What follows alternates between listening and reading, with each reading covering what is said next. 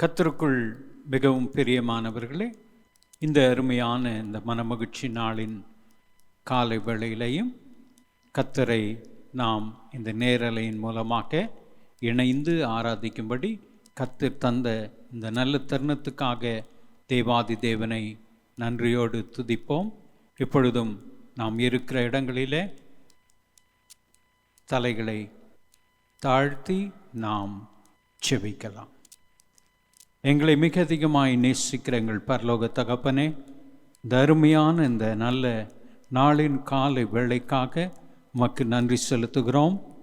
இந்த ஜூன் மாதத்தின் 4வது ஞாயிற்றுக்கிழமை காலை வேளையிலையும் ஆண்டவரே உம்முடைய சமூகத்தில் ஆண்டவரே திருச்சபையாய் ஆண்டவரே திருச்சபையின் குடும்பங்களாக நாங்கள் ஒன்றிணைந்து உம்மை ஆராதிக்கும்படி ஆண்டவரே நீர் எங்களுக்கு தந்த இந்த நல்ல தருணத்துக்காக உமக்கு நன்றி செலுத்துகிறோம் சுவாமி.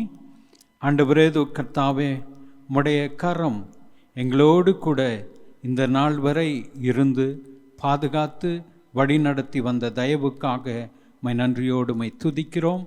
ஆண்டவரே, இந்த நாளின் ஆராதனையை உம்முடைய கரத்தில் நாங்கள் ஒப்பு கொடுக்கிறோம். ஆண்டவரே, துவக்கம் முதல் முடிவு வரை உம்முடைய பிரசன்னம் எங்களோடு கூட இருக்க போவதற்காக உமக்கு நன்றி செலுத்துகிறோம் சுவாமி. ஆண்டவரே, இந்த நாளின் ஆராதனையின் ஒவ்வொரு பகுதியிலையும் கர்த்தருடைய நாமம் மகிமைப்படுவதாக என்று சொல்லி நாங்கள் செபிக்கிறோம். கர்த்தருடைய பிரசன்னம் எங்களோடு கூட இருந்து எங்களை வழிநடத்த வேண்டும்படியே நாங்கள் செபிக்கிறோம். எங்களுடைய துதி ஆராதனையில் கர்த்தருடைய நாமம் மகிமைப்படட்டும் சுவாமி.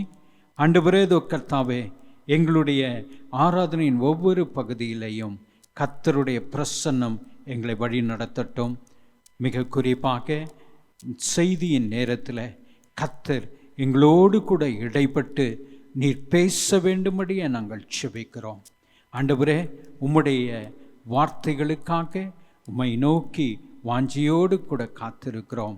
நாங்கள் ஆண்டவரே இந்த ஆராதனையை துவங்குகிற இந்த நேரத்தில் நாங்கள் இருப்பது போல ஆண்டவரே இந்த ஆராதனை முடிக்கும் பொழுது ஆண்டவரே கர்த்தாவை நாங்கள் இருப்பதில்லை. ஏனென்று கேட்டால் தேவராகிய கர்த்தர் எங்களோடு கூட இடைப்பட்டு நீர் எங்களை ஆசீர்வதித்து உம்முடைய ஆசீர்வாதத்தோடு கூட ஆண்டவரே கர்த்தாவை இந்த ஆராதனை முடிக்க போகிறோம். அதற்காக உமக்கு நன்றி செலுத்துகிறோம் சுவாமி. ஆண்டவரே கர்த்தாவே, இந்த ஆராதனைக்கு விரோதமாய் கிரியை செய்கிற சகல அந்தகார வல்லமையின் கிரியைகளையும் பாதாளத்தின் வல்லமைகளையும் நசரேயனாகிய இயேசு கிறிஸ்துவின் சர்வாதிகாரமுள்ள நாமத்தினாலே நாங்கள் கடிந்து கொண்டு கட்டி அப்புறப்படுத்துகிறோம். ஆண்டவரே, காற்று அலைகளிலே கர்த்தருடைய பிரசன்னம் ஆண்டவரே ஒவ்வொரு இல்லத்துக்குள்ளும் ஒவ்வொரு ஆண்டவரே கர்த்தாவே உம்முடைய பிள்ளைகள் எந்த இடத்திலிருந்து இந்த ஆண்டவரே ஆராதனையில் இணைந்து இருக்கிறார்களோ அவருடைய இல்லங்களுக்குள்ளும் அவர்களுடைய வாசஸ்தலங்களுக்குள்ளும் கர்த்தருடைய பிரசன்னம் கடந்து சென்று உம்முடைய பிள்ளைகளை ஆசீர்வதிப்பதற்காக உமக்கு நன்றி செலுத்துகிறோம். மீட்பர் இயேசுவின் மூலம் வேண்டிக் கொள்ளுகிறோம் ஜீவனுள்ள பிதாவே, ஆமேன் ஆமேன். கர்த்தருக்குள் மிகவும் பிரியமானவர்களே, இந்த அருமையான இந்த மனமகிழ்ச்சி நாளின் காலை வேளையிலையும் நாம் கர்த்தரை ஆராதிக்க போகிறோம். நாம் நம்மை சகோதரன் பிரபு லூக்கஸ் அவர்கள் துதி ஆராதனையில் வழி நடத்துவார்கள். நாம் யாவரும் அவரோடு கூட இணைந்து கர்த்தரை ஆராதிப்போம். கர்த்தருடைய நாமத்துக்கு மகிமை உண்டாவதாக.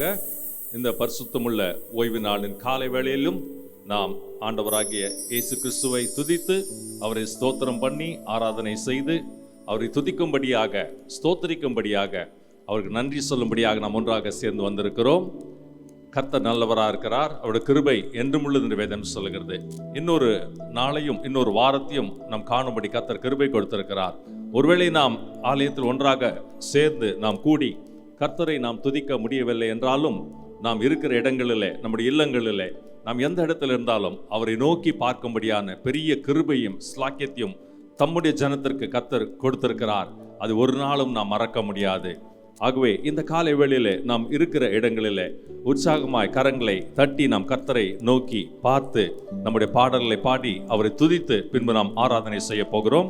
அதற்கு முன்பதாக ஒரே ஒரு வசனத்தை வேத புத்தகத்திலிருந்து பார்த்து நாம் கர்த்தரை துதிக்க போகிறோம். தயவு செய்து இருக்கிற இடங்களில் நம் போதகர் அடிக்கடி சொல்கிற பிரகாரமாய் நாம் ஒவ்வொரு ஞாயிற்றுக்களையும் ஆராதனையில் நாம் பங்கு கொள்ளும் பொழுது நம்முடைய கரத்திலே வேத புத்தகம் இருக்க வேண்டும் என்று சொல்லி அவர் அதை நமக்கு வற்புறுத்தி சொல்கிற ஒரு காரியம். ஆகவே வேத புத்தகத்தை தயவு செய்து ஏசாயா 51வது அதிகாரம், The book of Isaiah chapter 51, 51வது அதிகாரம் 14வது வசனத்தை நீங்கள் எடுத்து வாசித்து பார்ப்பீர்கள் என்றால் வேதவசனம் இப்படியாக சொல்லுகிறது. சிறைப்பட்டு போனவன் தீவிரமாய் விடுதலை ஆவான், அவன் கிடங்கள் சாவதும் இல்லை, அவனுடைய அப்பம் குறைவுபடுவதும் இல்லை. சிறைப்பட்டு போனவர்களை தேவனாகிய கர்த்தர் தீவிரமாய் விடுதலை ஆக்குவேன்னு சொல்லி அவர் வாக்கு கொடுக்கிறார். ஒருவேளை இன்றைக்கு நாம் அனைவர் பலவிதமான காரியங்களில் நாம் சிறைப்பட்டிருக்கலாம். சிந்தனைகளிலே, யோசனைகளிலே, பலவிதமான காரியங்களிலே, தொழில் ரீதியாக, சரீர சுகம் ரீதியாக, பலவிதமான காரியங்களில் பிசாசனம் நம்மளை முடக்கி வைத்து நம்மை என்ன செய்வதுன்னு சொல்லி தெரியாமல் கலங்கும்படியாக இந்த நாட்களில் அவன் அநேகருடைய வாழ்க்கையில, ஏன் என்னுடைய வாழ்க்கையில் அநேக நாட்கள் அப்படியா இருக்கிறது, ஒவ்வொருடைய வாழ்க்கையும் அப்படிதான் இருக்கிறது. ஆனால் இன்றைக்கு கர்த்தர் ஒரு வாக்கை கொடுக்கிறார். அருமையான மகனே, மகளே, சிறைப்பட்டு போயிருக்கிற உங்களை நான் தீவிரமாய் நான் விடுதலை ஆக்குவேன்னு சொல்லி.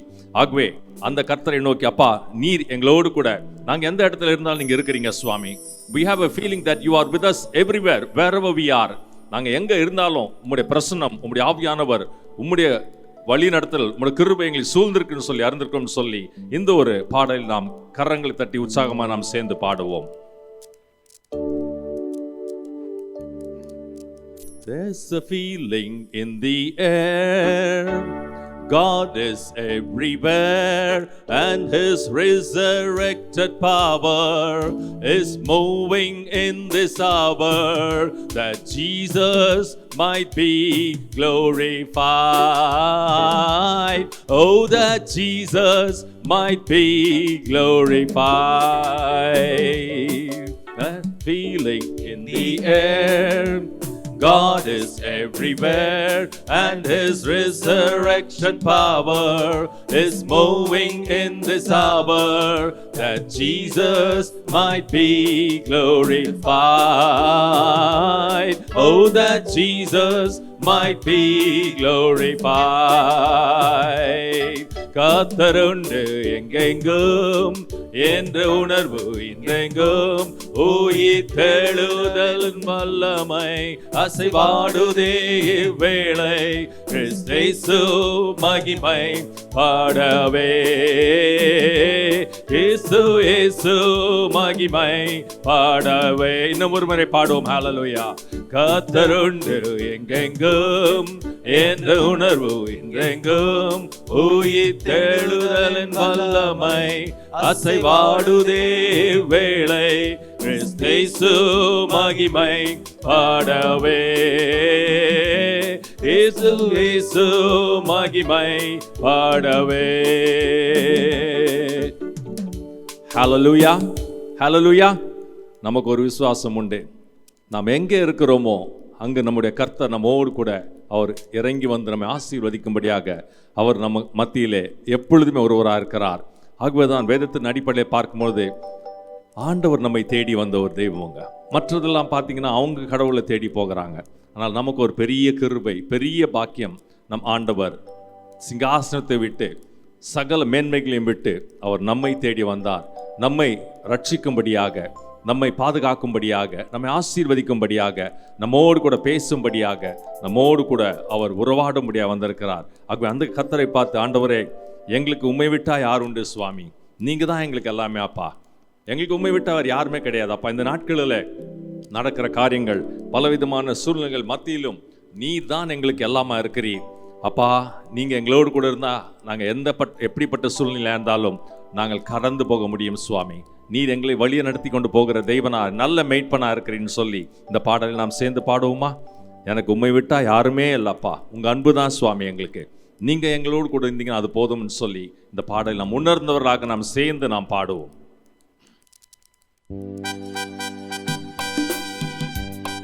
இருக்கிற இடங்களில் உற்சாகமாய் கரங்களை தட்டி ஆண்டவரை நோக்கி அப்பா உணர்ந்தவர்களாக, தகப்பனே ஏசையா நீர் எங்களோடு கூட இருக்கிறீர் அப்பா, எங்களுக்கு உண்மை விட்டால் யாரும் இல்லை சுவாமி அப்பா, எல்லாம் கடந்து போகும் அப்பா, உலகத்திற்கு செல்வம் கூட கடந்து போகும் அப்பா, ஒன்றுமே நிலையா இருக்காது ஐயா, ஆனால் நீர் மட்டும் அப்பா அழியாத செல்வமாய் எங்களோடு கூட கடைசி வரைக்கும் இருக்கிறீர் என்று சொல்லி வாக்கு கொடுத்தவன் சொல்லி இதை பாடுவோம். எனக்கு உம்மை விட்டா யாரும் இல்லப்பா, உங்க அன்பை விட்டா எதுவும் இல்லப்பா, எனக்கு உம்மை விட்டா யாரும் இல்லப்பா,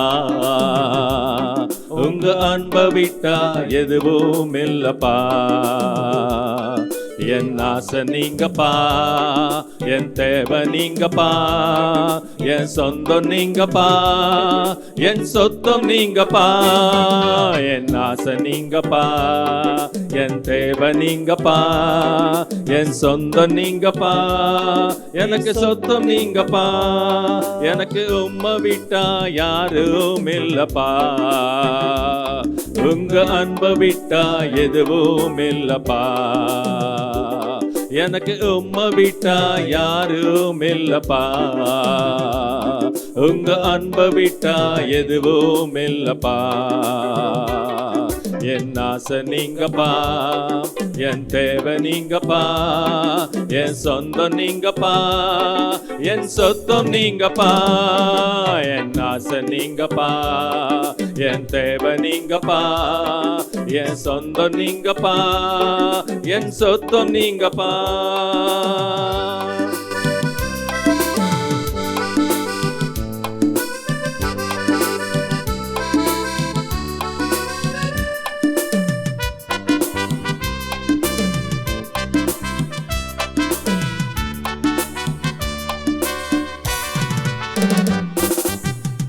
காண்கின்ற எல்லாம் ஓர் நாள் கரைந்து போகுமே, தொடுகின்ற எல்லாம் ஓர் நாள் தொலைந்து போகுமே, காண்கின்ற எல்லாம் ஓர் நாள் கரைந்து போகுமே, தொடுகின்ற எல்லாம் ஓர் நாள் தொலைந்து போகுமே, என் ஆசை நீங்கப்பா, என் தேவை நீங்கப்பா, என் சொந்தம் நீங்கப்பா, என் சொத்தம் நீங்கப்பா, என் ஆசை நீங்கப்பா, என் தேவை நீங்கப்பா, என் சொந்தம் நீங்கப்பா, என் சொத்தம் நீங்கப்பா, எனக்கு உம்மை விட்டா யாரும் இல்லப்பா,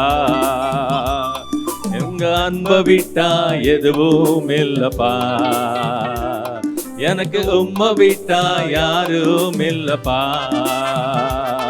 உங்க அன்பை விட்டா எதுவும் இல்லப்பா,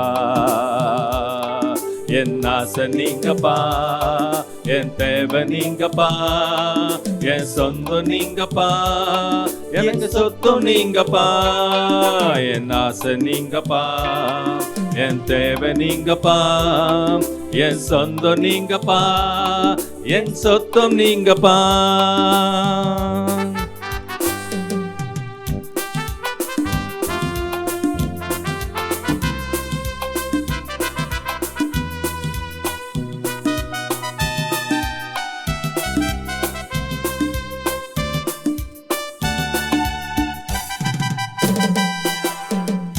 உலகத்தின் செல்வம் எல்லாம் நிலையாய் நிற்குமோ, அழியாத செல்வம் நீரே போதும் இயேசுவே, உலகத்தின் செல்வம் எல்லாம் நிலையாய் நிற்குமோ, அழியாத செல்வம் நீரே போதும் இயேசுவே, என் சொந்தம் நீங்கப்பா, என் தேவை நீங்கப்பா, என் சொந்தம் நீங்கப்பா, என் சொத்தம் நீங்கப்பா, என் ஆசை நீங்கப்பா, என் தேவை நீங்கப்பா, என் சொந்தம் நீங்கப்பா, என் சொத்தம் நீங்கப்பா, எனக்கு உம்மை விட்டா யாரும் இல்லப்பா,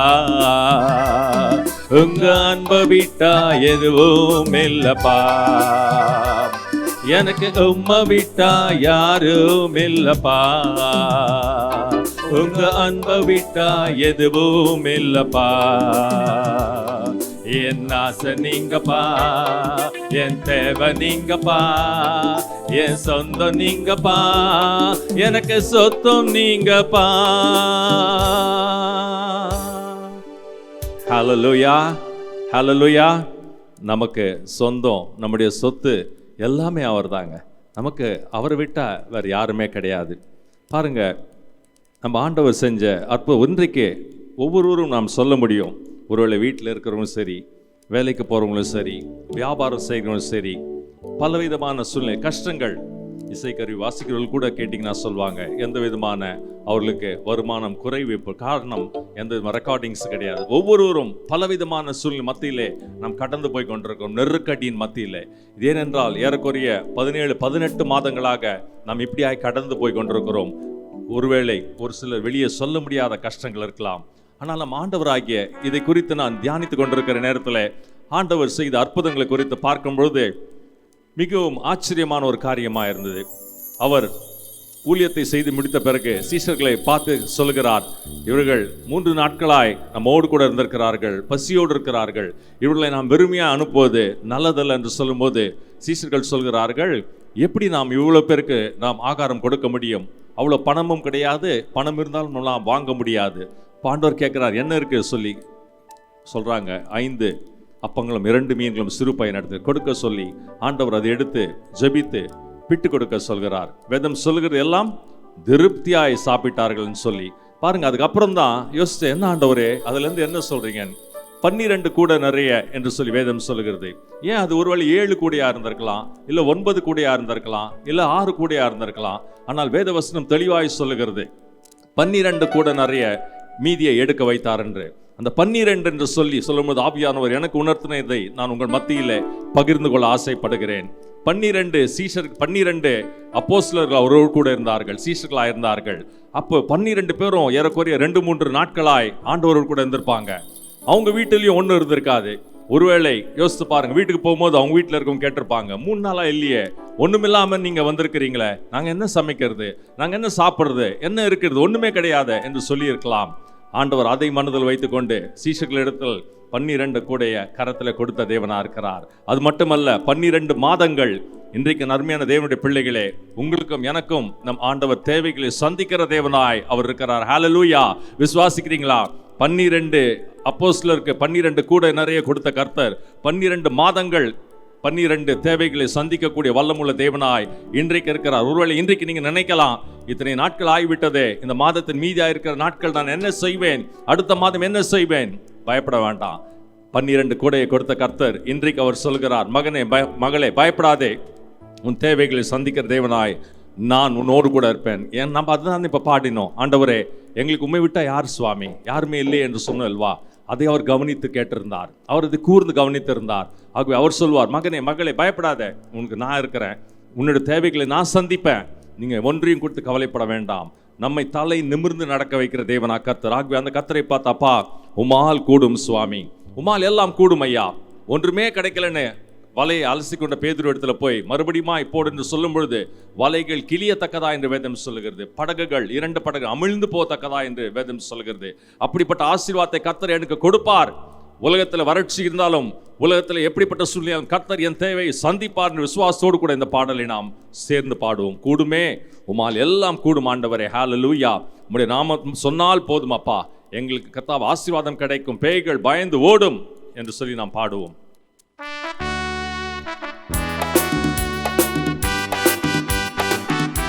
உற்சாகமாய் கரங்களை தட்டி சேர்ந்து பாடும், விசுவாசத்தோடு நம்பிக்கையோடு. அப்பா உம்மால் கூடும். கூடுமே எல்லாம் கூடுமே, உம்மால எல்லாம் கூடும், கூடாதது ஒன்றுமில்ல, உம்மால் கூடாதது ஒன்றுமில்ல. கூடுமே எல்லாம் கூடுமே, உம்மால எல்லாம் கூடும், கூடாதது ஒன்றுமில்ல, உம்மால் கூடாதது ஒன்றுமில்ல. கடல் மீது நடந்தீரையா, கடும் புயல் அடக்கினீரே, கடல் மீது நடந்தீரையா, கடும் புயல் அடக்கினீரே, சாத்தானை ஒடுக்கினீரே சர்வ வல்லவரே. சாத்தானை ஒடுக்கினீரே சர்வ வல்லவரே. கூடுமே எல்லாம் கூடுமே, உம்மால எல்லாம் கூடும். கூடாதது ஒன்றுமில்ல, உம்மால் கூடாதது ஒன்றுமில்ல.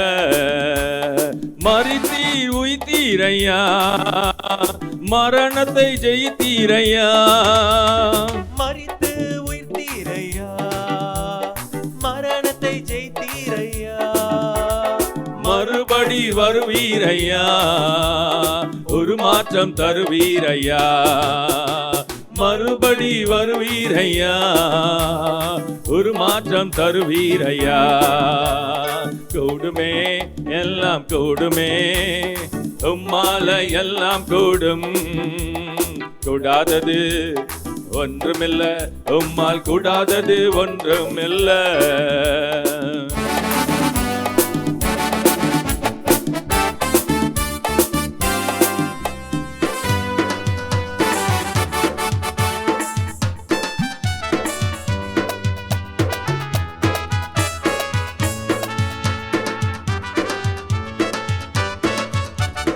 செங்கடல் உம்மை கண்டு ஓட்டம் பிடித்ததையா. செங்கடல் உம்மை கண்டு ஓட்டம் பிடித்ததையா. யோர்தான் உம்மை கண்டு பின்னோக்கி சென்றதையா. யோர்தான் உம்மை கண்டு பின்னோக்கி சென்றதையா. கூடுமே எல்லாம் கூடுமே, உம்மால எல்லாம் கூடும். கூடாதது ஒன்றுமில்ல, உம்மால் கூடாதது ஒன்றுமில்ல. கூடுமே எல்லாம் கூடுமே, உம்மால எல்லாம் கூடும். கூடாதது ஒன்றுமில்ல, உம்மால் கூடாதது ஒன்றுமில்ல. உம் நாமம் சொன்னால் போதும் பேய்கள் ஓடுதையா. உம் நாமம் சொன்னால் போதும் பேய்கள் ஓடுதையா. உம் பெயரால் கை நீட்டினால் நோய்கள் மறையுதையா. உம் பெயரால் கை நீட்டினால் நோய்கள் மறையுதையா. கூடுமே எல்லாம் கூடுமே, உம்மால எல்லாம் கூடும். கூடாதது ஒன்றுமில்ல, உம்மால் கூடாதது ஒன்றுமில்ல. சொல்லுங்க ஆமென். கூடுமே எல்லாம் கூடுமே, உம்மால எல்லாம் கூடும். கூடாதது ஒன்றுமில்ல, உம்மால் கூடாதது ஒன்றுமில்ல. கூடுமே எல்லாம் கூடுமே, உம்மால எல்லாம் கூடும். கூடாதது ஒன்றுமில்ல, உம்மால் கூடாதது ஒன்றுமில்ல. ஹல்லேலூயா. விசுவாசிக்கிறீங்களா? சொல்ல முடியுமா சத்தமா? ஹல்லேலூயா. நான் விசுவாசிக்கிறேன். என் தேவன் என் தேவைகளை சந்திக்க வல்லமுள்ளவராக இருக்கிறார். அவரால் செய்யக்கூடாத அதிசயமான அற்புதமான காரியம் ஒன்றுமே கிடையாதுங்க. நம் தேவன் எப்பொழுதுமே நம்மை ஆசீர்வதிக்கவே ஒரு விருப்பமுள்ள தேவனாக இருக்கிறார். ஆனால் பிசாசு பாருங்க, அவனுடைய வேலை என்ன தெரியுமா? பிசாசுடைய வேலை எப்பொழுதுமே நம்மை துன்பப்படுத்துவதும், நம்மை கட்டுவதும், நமக்கு ஆசீர்வாதங்களை தடுப்பதும், அப்படிப்பட்ட காரியங்களை செய்வது தான் அவனுடைய நோக்கம். அவன் தள்ளப்பட்டவன். அதை தான் வேதத்தில் நாம் வாசிக்கிறோம். நாம் மார்க் எழுதின சுவிசேஷத்தை நாம் பார்க்கும் பொழுது, மார்க் எழுதின சுவிசேஷத்தில் அப்படியாய்தான் எப்படி அவன் ஒரு மனுஷனை அவனை கட்டி வைத்து அவனை காயப்படுத்தி பலவிதமான காரியங்களை அவன் வாழ்க்கையில் மார்க் 5வது அதிகாரத்தை பார்க்கும்பொழுது அங்கே வேதம் சொல்லுகிறது, ஏசாமி படகிலிருந்து இறங்கினவுடன் அவர் ஒரு கல்லறை, அந்த கல்லறையில் ஒரு மனிதன் பிசாசனவன் அவன் என்ன செஞ்சான்? நான் வேகமாய் சொல்லுகிறேன். 3ஆம் வசனம் சொல்லுகிறது, பிசாசனவன் அவனை சங்கிலிகளினால் கட்டி வைத்திருந்தான். முதலாவது பிசாசுடைய காரியம் ஆண்டோடைய பிள்ளைகளை கட்டி வைப்பது. ஆசீர்வாதம் இல்லாதபடிக்கு அவன் பல தடைகளை கொண்டு வந்து கட்டி வைப்ப பார்ப்பான். அடுத்தது 4வது வசனம், கட்டப்பட்டதை அவன் சங்கிலிகளை முறிப்பான். சங்கிலிகளால் இன்னும் மிருகமாக கட்டி நம்மை முறிக்க பார்ப்பான் அவன். மூன்றாவது பார்க்கும் பொழுது வேத வசனத்தின் அடிப்படையில் 5வது வசனம், தன்னை காயப்படுத்தி கொள்ளும்படிக்கு அவன் காயங்களை ஏற்படுத்துவான். நம்முடைய சரீரத்தில், நம்முடைய ஆவியிலே, நம்முடைய ஆத்மாவிலே நாம் பலனற்று போகும்படிக்கு. அதை தான் தாவீது ராஜா சொல்கிறான், ஆத்மாவே நீ ஏன் எனக்குள் கலங்குகிறாய்? வேதவசனம் சொல்கிறது, அவர் என் ஆத்மாவை பாதாளத்திலிருந்து என்னை தப்புவித்தவர் என்று சொல்லி. இந்த நாட்களில் பாருங்க, நம்ம சோர்ந்து போகிறோம்.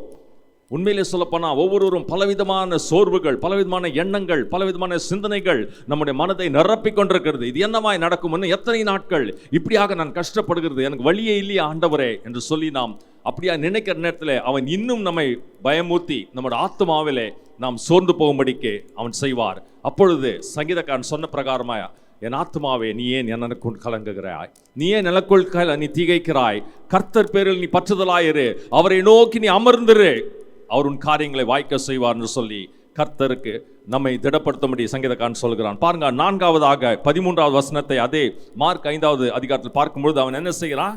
அவன் அழிக்க, டு டிஸ்ட்ராய். இயேசுவைகள் உத்திர அசுத்தாவிகள் புறப்பட்ட பன்றிகள் போயின, அவைகளை அழிக்கும்படிக்கு, அவளை கொன்று போடும்படிக்கு தான் பிசாசுடைய காரியம். என்னென்ன காரியங்க? அவன் கட்டுவான், அவன் நம்மை உடைப்பான், அவன் நம்மை காயப்படுத்துவான், அவன் நம்மை அழிக்க பார்ப்பான், அவன் நம்மை கொன்று போட பார்ப்பான். ஆனால் நம்முடைய ஆண்டவரோ ஹல்லேலூயா, நமக்கு ஜீவனை கொடுக்கும்படியாக, நம்மை ஆசீர்வதிக்கும்படியாக, நம்மை மேன்மைப்படுத்தும்படியாக, நம்முடைய கட்டுகளை அறுத்து நமக்கு விடுதலை கொடுத்து, அவன் உன் மீது வைத்த காயங்கள் எல்லாவற்றையும் நான் உனக்கு ஆற்றுகிறேன் என்று சொல்லி அவர், அதுதான் முதலாவது வசனம் சொன்னாரு. ஹல்லேலூயா. என்ன சொன்னார் கர்த்தர்? முதலாவது நம்ம வாசித்தோம் இல்லைங்களா? ஏசாயா 51வது அதிகாரம், அதுல பார்க்கும்போது என்ன சொல்லியிருந்தார் ஆண்டவர்?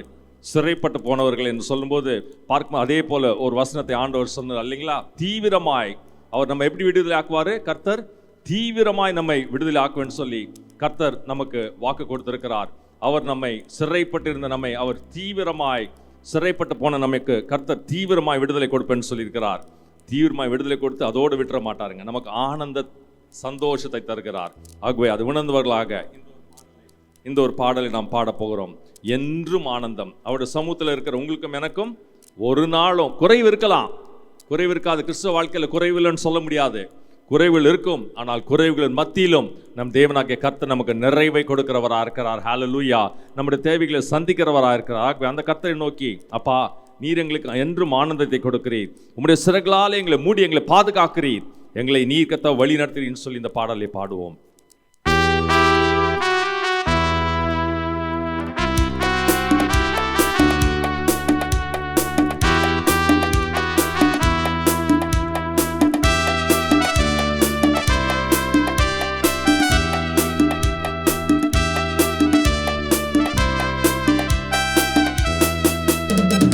உன்னதர் மறைவில் வல்லவர் நிழலில் என்றும் தங்குவேன்,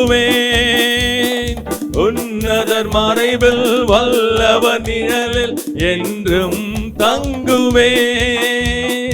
தேவனை நோக்கி அடைக்கல பாறை என்றே சொல்லுவேன், தேவனை நோக்கி அடைக்கல பாறை என்றே சொல்லுவேன்.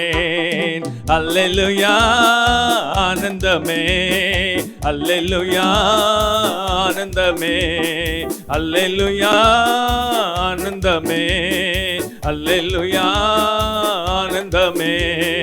துதிப்பேன் துதிப்பேன் துதித்து கொண்டே இருப்பேன், துதிப்பேன் துதிப்பேன் துதித்து கொண்டே இருப்பேன். தமது சிறகால் என்னை மூடி காத்து நடத்துவார், தமது சிறகால் என்னை மூடி காத்து நடத்துவார். அவரது வசனம் ஆவியின் பட்டயம் எனது கேடகம், அவரது வசனம் ஆவியின் பட்டயம் எனது கேடகம். அல்லேலூயா ஆனந்தமே, அல்லேலூயா ஆனந்தமே, அல்லேலூயா ஆனந்தமே, அல்லேலூயா ஆனந்தமே. துதிப்பேன் துதிப்பேன் துதித்து கொண்டே இருப்பேன், துதிப்பேன் துதிப்பேன் துதித்து கொண்டே இருப்பேன்.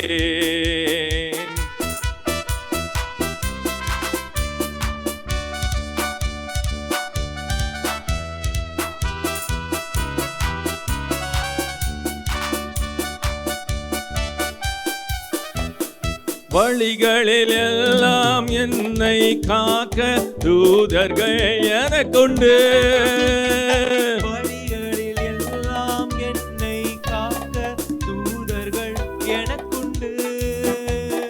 பாதம் கல்லில் மோதாமல் காத்து கரங்களில் ஏந்துவார். பாதம் கல்லில் மோதாமல் காத்து கரங்களில் ஏந்துவார்.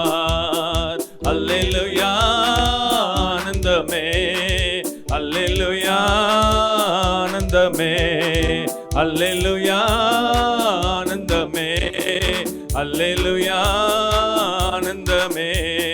சிங்கத்தின் மேலும் பாம்பின் மேலும் நடந்து செல்லுமே. சிங்கத்தின் மேலும் பாம்பின் மேலும் நடந்து செல்லுவேன். சாத்தானின் சகல வலிமையை வெல்ல அதிகாரம் எனக்குண்டு. சாத்தானின் சகல வலிமையை வெல்ல அதிகாரம் எனக்குண்டு. அல்லேலூயா ஆனந்தமே, அல்லேலூயா ஆனந்தமே, அல்லேலூயா ஆனந்தமே, அல்லேலூயா ஆனந்தமே. இரவேன் பயங்கரம் பகலே நம்பு எதற்கும் பயமில்லை. இரவின் பயங்கரம் பகலின் நம்பு எதற்கும் பயமில்லை. உன்னத தேவன் எனது அடைக்கலம் தங்கும் உறைவிடம். உன்னத தேவன் எனது அடைக்கலம் தங்கும் உறைவிடம். அல்லேலூயா ஆனந்தமே, அல்லேலூயா ஆனந்தமே, அல்லேலூயா ஆனந்தமே, அல்லேலூயா ஆனந்தமே. ஆபத்து நேரம் கூப்பிடும் எனக்கு என்றும் பதிலுண்டு. ஆபத்து நேரம் கூப்பிடும் எனக்கு என்றும் பதிலுண்டு. என்னோடு இருந்து விடுதலை கொடுத்து என்னை உயர்த்துவார். என்னோடு இருந்து விடுதலை கொடுத்து என்னை உயர்த்துவார். அல்லேலூயா ஆனந்தமே, அல்லேலூயா ஆனந்தமே, அல்லேலூயா ஆனந்தமே, அல்லேலூயா ஆனந்தமே. துதிப்பேன் துதிப்பேன் துதித்து கொண்டே இருப்பேன். துதிப்பேன் துதிப்பேன் துதித்து கொண்டே இருப்பேன். துதிப்பேன் துதிப்பேன் துதித்து கொண்டே இருப்பேன். ஹல்லேலூயா, ஹல்லேலூயா. நம்முடைய வாழ்நாள் முழுவதுமாய் ஆண்டவர் எதிர்பார்க்கிற ஒரு காரியம், என் மகன் என் மக என்னை துதித்து கொண்டே இருக்கிறாங்களா? எல்லா சூழ்நிலையும் நாம் அவரை துதிக்கிறோமா இல்லை முறுமுறுத்து கொண்டிருக்கிறோமா என்று சொல்லி கர்த்தர் பார்க்கிறாருங்க. எப்படிப்பட்ட சூழ்நிலையாக இருந்தாலும் சரி, நம் ஆண்டவரை துதிக்கும் பொழுது கர்த்தர் அதில் மகிழ்ந்து களி கூறுகிற ஒரு தேவனாக இருக்கிறார். பழைய ஏற்பாட்டின் காலத்தில் ஒரு சம்பவம், அதை நாம் சொல்லிவிட்டு கடைசி பாடலை பாடி நாம் கர்த்தரை ஆராதனை செய்து நாம் அதை முடிக்க போகிறோம். பாருங்க, என்னாகமம் புஸ்தகத்தில் எல்லாருக்கும் தெரிந்த சம்பவம். இஸ்ரவேல் ஜனங்களை ஆண்டவர் மோசேயை வைத்து வழிநடத்தி கொண்டு வந்த நேரத்தில் அவர்கள் திடீரென்று ஒரு இடத்துல முறுமுறுக்க ஆரம்பிக்கிறார்கள். 11வது அதிகாரம், என்னாகமம் 11வது அதிகாரத்தில் பாருங்க, ஆண்டவர் அதுக்கு முன்னாடி எத்தனை அற்புதங்களை செய்து கொண்டே வந்தார் இஸ்ரவேல் ஜனங்களை. ஆனால் அவங்க முறுமுறுக்கிற காரியம் ஆண்டவருக்கு மிகவும் விசனமாக இருந்தது. எதற்காக முறுக்குறாங்க பாருங்க. எகிப்திலே அவங்க என்ன சாப்பிட்டாங்களா? மச்சங்களை, வெள்ளரிக்காய்களையும், கொம்மட்டி காய்களையும், கீரைகளையும், வெங்காயங்களையும், வெள்ளை பூண்டுகளையும் சாப்பிட்டு தான் நினைக்கிறோன்னு சொல்கிறாங்க. அருமையான தேவனுடைய பிள்ளைகள், இன்றைக்கும் நீங்களும் நானும் நம்முடைய வாழ்க்கையில் அநேக நேரத்தில் அப்படி தான் இருக்கிறோம். என்னென்ன காரியத்தெல்லாம் சாப்பிட்டான்னு சொல்லி அதை நினைத்து அவர்களுக்கு இறைச்சி கிடைக்கவில்லை, அவர்களுக்கு காடைகள் அவர்களுக்கு இறைச்சி கிடைக்கவில்லைன்னு சொல்லி முறுமுறுக்கிறார்கள். ஆண்டவர்கிட்ட நம்ம எத்தனையோ பெரிய பெரிய அற்புதமான அதிசயமான காரியங்கள் நாம் பெற்றிருக்கிறோம்.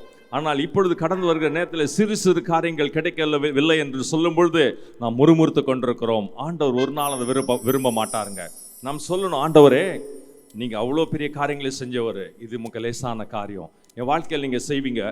மோசே இடத்துல வந்து அவர் முறையிடும் போது மோசே அந்த இடத்துல, ஆண்டவரே இந்த ஜனங்களை நான் எப்படி ஏறக்குறைய 30 லட்சம் பேரை நடத்தி கொண்டு வருகிறார், அது 6 லட்சம் பேர் போர் வீரர்கள் என்ற வேதத்தில் நீங்க அந்த அதிகாரத்தை நீங்க அப்புறமா வீட்டில் வாசித்து பாருங்க. மோசே கேட்கிற ஆண்டவர் இடத்துல, எப்படி ஆண்டவரே முடியும்? அப்ப ஆண்டவர் கோவத்துல சொல்றாரு, போய் ஜனங்கிட்ட சொல், நீ 1 நாள் அல்ல, 2 நாள் அல்ல, 3 நாள் அல்ல, 4 நாள் அல்ல, 30 நாட்களும் நீங்கள் இறைச்சியை சாப்பிடுவீர்கள் என்று சொல்லி கர்த்தர் மோசே இடத்துல சொல்லும் பொழுது மோசே ஆச்சரியப்படுகிறான். ஆண்டவரே 30 நாளா, எப்படி கொடுப்பீங்க? 1 நாள் கொடுக்கறதுக்கே நம்ம கிட்ட பத்தாது, 30 லட்சம் பேர் இருக்கிறாங்களே, எப்படி கொடுப்பீங்க? அப்பொழுது ஆண்டவர் கேட்கிறாரு, மோசே என்னோட கை குறுகி போச்சுன்னு நினைக்கிறியாப்பா? என்னோட கை குறுகி போல. நோக்கி 23ஆம் வசனம், கர்த்தருடைய கை குறுகி இருக்கிறதோ, என் வார்த்தையின்படி நடக்குமோ நடவாதோ என்று நீ இப்பொழுது காண்பா என்று மோசே எடுத்து. அதே தான் இன்றைக்கு உங்களுக்கும் எனக்கும் கர்த்தர் சொல்கிறார். மகனே மகளே, கஷ்டத்தின் மத்தியிலே, தேவைகள் மத்தியிலே, வறுமையின் மத்தியிலே, ஐயோ எனக்கு உதவி செய்வார் யாரும் இல்லை என்று சொல்லி நீங்க நினைக்கிறீங்களா? அற்புதம் செய்யக்கூடாது கை குறுகி போச்சா? கிடையாது. அன்றைக்கு 30 லட்சம் இஸ்ரவேல் ஜனங்களுக்கு 30 நாட்கள் வேதம் சொல்லுகிறது. அவர்கள் காடையை சாப்பிட்டு அவர்கள் கடைசியில வந்து அதை பார்க்கும் போதே ஒரு வெறுப்பு ஒரு அளவுக்கு கர்த்தர் அவ்வளவாய் அவர்கள் மீது அதை வந்து கொடுத்தார் என்று சொல்லி, இன்றைக்கும் அருமையான தேவனுடைய பிள்ளைகளை, உங்களுக்கும் எனக்கும் கர்த்தர் அதே வார்த்தைகள், நீங்கள் போதும் என்று சொல்கிற அளவுக்கு நான் உங்களை ஆசீர்வதிப்பேன், நீங்கள் விசுவாசித்தால் என்னுடைய மகிமை காண்பீர்கள் சொல்லி கர்த்தர் சொல்கிறார். ஆகவே அந்த கர்த்தரை பார்த்தாப்பா, இன்றைக்கு நான் உயிரோடு இருக்கும்போது எனக்கு ஜீவனை கொடுத்தீரே, நீங்க மற்ற எல்லாவற்றையும் கொடுக்காம இருப்பீங்களாப்பா? ஜீவனை கொடுத்தவர் எல்லாவற்றையும் கொடுப்பீங்கன்னு சொல்லி இந்த பாடலை பாடி ஆராதனை செய்து நாம் இந்த நாளில் இந்த ஆராதனை முடிப்போமா? ஹல்லேலூயா.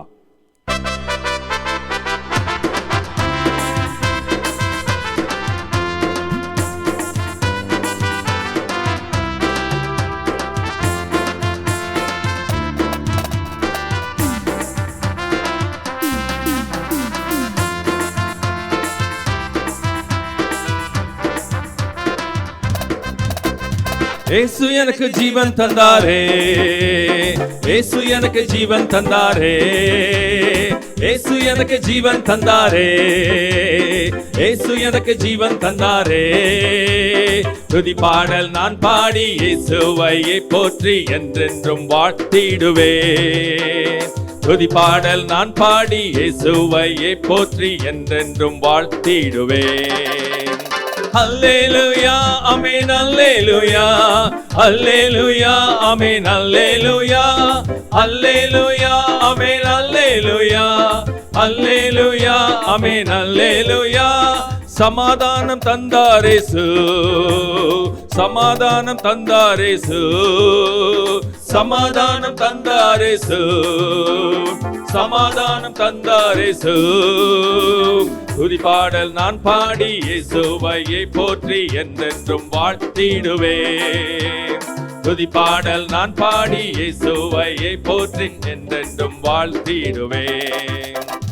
அல்லேலூயா ஆமென், அல்லேலூயா அல்லேலூயா ஆமென், அல்லேலூயா அல்லேலூயா ஆமென், அல்லேலூயா அல்லேலூயா ஆமென், அல்லேலூயா.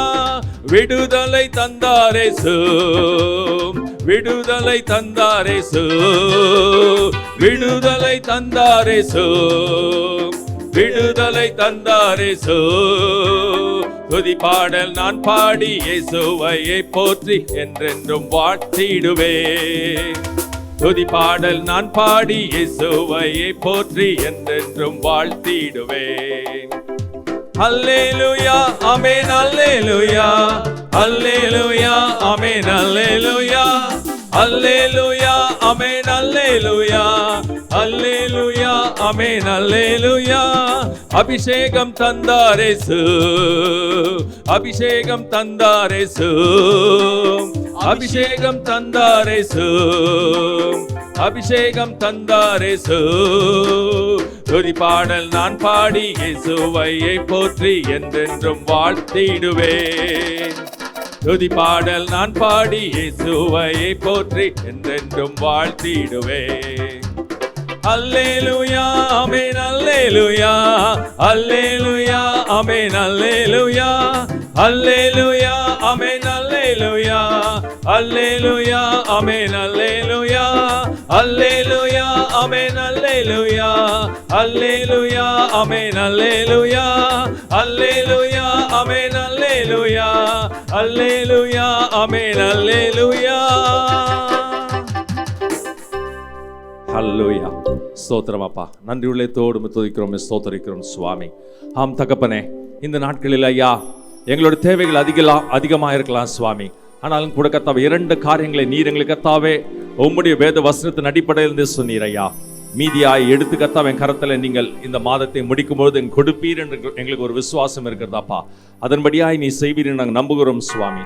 அது மட்டுமல்ல, இஸ்ரவேல் ஜனங்களை கர்த்தாவே நீ நடத்தி வந்த நேரத்தில் எப்படி நடக்கும் என்று மோசே கர்த்தாவே திகைத்து நின்ற நேரத்தில் அப்பா ஒரு கீழ் காற்றை அனுப்பி கர்த்தாவே காடை முழுவதுமாய் கொண்டு வந்த பாளையத்தில் கொட்டின கர்த்தர் அப்பா. அப்படிப்பட்ட அற்புதங்களை செய்கிற தேவனா கர்த்தர், உம்முடைய கை குறுகி போவில்லை அப்பா. என்னால் செய்ய முடியுமோ என்று யோசிக்கிறாயா என்று மோசே கேட்ட கர்த்தர் இன்றைக்கு அதே வார்த்தைகள் எங்களுக்கு நேராய் வருகிறது. மகனே மகளே, உன் தேவை என்னால் சந்திக்க முடியுமோ முடியாத நினைக்கிறாயா என்று சொல்லி கேட்கிறீரப்பா. எங்கள் தேவைகளை சந்திக்கிற எங்கள் தேவனாகிய கர்த்தர் நீரப்பா. நீ சர்வ வல்லமை படைத்தவர் அப்பா. ஓமால் ஆகாத காரியம் ஒன்றுமில்லை. உம் சொல்லாக நீ கட்டளையிட்டார் நிற்கும் என்பதை அறிந்திருக்கிறோம் சுவாமி. அப்பா, நீங்க அப்படியாகவே செய்ய போகிறீங்க. நன்றியோடுமே துதிக்கிறோமே, சோதரிக்கிறோம் ஐயா. உம்முடைய நாமத்தை நீர் கர்த்தாவே எங்க வாழ்க்கை மூலமா மகிமைப்படுத்திக் கொள்வீராக. பெரிய காரியங்களை செய்து எங்களை திருப்திப்படுத்துவீராக அப்பா. எல்லாவற்றையும் உங்களுடைய திருக்கரத்தில் ஒப்பு கொடுத்து ஜெபிக்கிறோம். நீர் பொறுப்படுத்திக் கொள்ளும், நீர் வழி நடத்தும், நீர் ஆசீர்வதியும். உம்முடைய நாமத்தை நீர் மகிமைப்படுத்திக் கொள்ளும். துதி கனம் மகிமை எல்லாமே சேரட்டும். எங்கள் மீட்பரும் ரட்சகருமா இருக்கிற இயேசு கிறிஸ்துவின் நாமத்தில் எங்கள் ஜெபங்களை ஏறெடுத்து ஆசீர்வாதங்களும் நன்மைகளையும் உம்முடைய கரத்திலிருந்து நாங்கள் பெற்றுக்கொள்கிறோம். ஜீவனுள்ள நல்ல பிதாவே, ஆமேன் ஆமேன் ஆமேன். ஹல்லேலூயா. கர்த்தருக்குள் மிகவும் பிரியமானவர்களே, இந்த அருமையான இந்த மனமகிழ்ச்சி நாளின் காலை வேளையிலையும் உங்கள் யாவரையும் ஆண்டவராகிய இயேசு கிறிஸ்துவின் அன்பான நாமத்தினாலே வாழ்த்தி வரவேற்கிறோம். ஒருவேளை நேரலையின் மூலமாக நாம் இணைந்திருந்தாலும் உங்களை இந்த நேரலை ஆராதனை மூலமாய் சந்திப்பதிலே நாங்கள் மிகுந்த மகிழ்ச்சி அடைகிறோம். கர்த்தருடைய ஆலயத்திலிருந்து உங்களை வாழ்த்துகிறோம். கர்த்தர் சியோனிலிருந்து தம்முடைய நேசக்கரங்களை நீட்டி உங்கள் ஒவ்வொருவரையும் ஆசீர்வதிப்பாராக. கர்த்தருடைய நாமம் மகிமைப்படுவதாக. இப்பொழுதும் இந்த நாளிலேயும் வருகின்ற வாரத்திலேயும் தங்கள் பிறந்த நாள் மற்றும் திருமண நாளை கொண்டாடுகிற கர்த்தருடைய பிள்ளைகளை நாம் வாழ்த்த விரும்புகிறோம். உங்களுடைய பெயர்கள் அங்கே நம்முடைய ஸ்க்ரீனில் அது காண்பிக்கப்படும். ஆகவே நீங்கள் அதை பார்த்து கொள்ளும்படி உங்களை அன்பாய் கேட்டுக்கொள்ளுகிறோம். இந்த அறிவிப்புகள் முடிந்தவுடனே பிறந்த நாட்கள் மற்றும் திருமண நாட்களை கொண்டாடுகிற கர்த்தருடைய பிள்ளைகளுக்காக நம்முடைய அருமையான போதகர் விசேஷமாக ஜெபிப்பார்கள். 27ஆம் தேதி திருமதி பத்மலதா கே தன்னுடைய பிறந்த நாளை கொண்டாடுகிறார். 29ஆம் தேதி திரு ராகேஷ் ஜோசப் எஸ் தன்னுடைய பிறந்த நாளை கொண்டாடுகிறார். 30ஆம் தேதி திருமதி யூஃப்ரின் ஷெல்டன் கனடா தேசத்தில் இருக்கிற நம்முடைய சகோதரர் ஜான் டேவிட் அவர்களுடைய மகள், அவர்கள் தன்னுடைய பிறந்த நாளை கொண்டாடுகிறார்கள். 3ஆம் தேதி திருமதி ரம்யா ரெபேக்கா ஆர் தன்னுடைய பிறந்த நாளை கொண்டாடுகிறார். 3ஆம் தேதி ஜான்சன் ஜோதிவேல் தன்னுடைய பிறந்த நாளை கொண்டாடுகிறார். 3ஆம் தேதி கேப்ரியல் ஜெயசீலன் சிறுமகன் அமெரிக்க ஐக்கிய தேசத்தில் இருக்கிறார். நம்முடைய அருமையான சகோதரர் பிரபு லூக்கஸ் அவர்களுடைய பேர குழந்தை இந்த சிறுமகன் தன்னுடைய பிறந்த நாளை கொண்டாடுகிறார். இவர்களுக்காக நாம் வாழ்த்தி பாடுவோம். திருச்சபையின் போதகர் விசேஷமாக ஜெபிப்பார்கள். இப்பொழுதுமாய் கூட பிறந்த நாளை கொண்டாடுகிற தேவனுடைய பிள்ளைகளுக்காக நம்ம வாழ்த்தி நம்ம பாடலை பாடலாம். Happy birthday to you, happy birthday to you, happy birthday, God bless you, happy birthday to you, Happy birthday to you. Happy birthday to you. Happy birthday, God bless you. Happy birthday to you. பிறந்த நாளை கொண்டாடுகிற அருமையான கர்த்தருடைய பிள்ளைகளுக்காக ஆண்டவர் கொடுக்கிற வாக்குத்தத்த வசனத்தை வாசித்து அதன் பின்பதாக விசேஷமாய் ஜெபிக்க போகிறோம். சகரியா 9ஆம் அதிகாரம் 12ஆம் வசனத்தை ஆண்டவர் வாக்குத்தத்தமாய் கொடுக்கிறார். சகரியா 9ஆம் அதிகாரம் 12ஆம் வசனம்.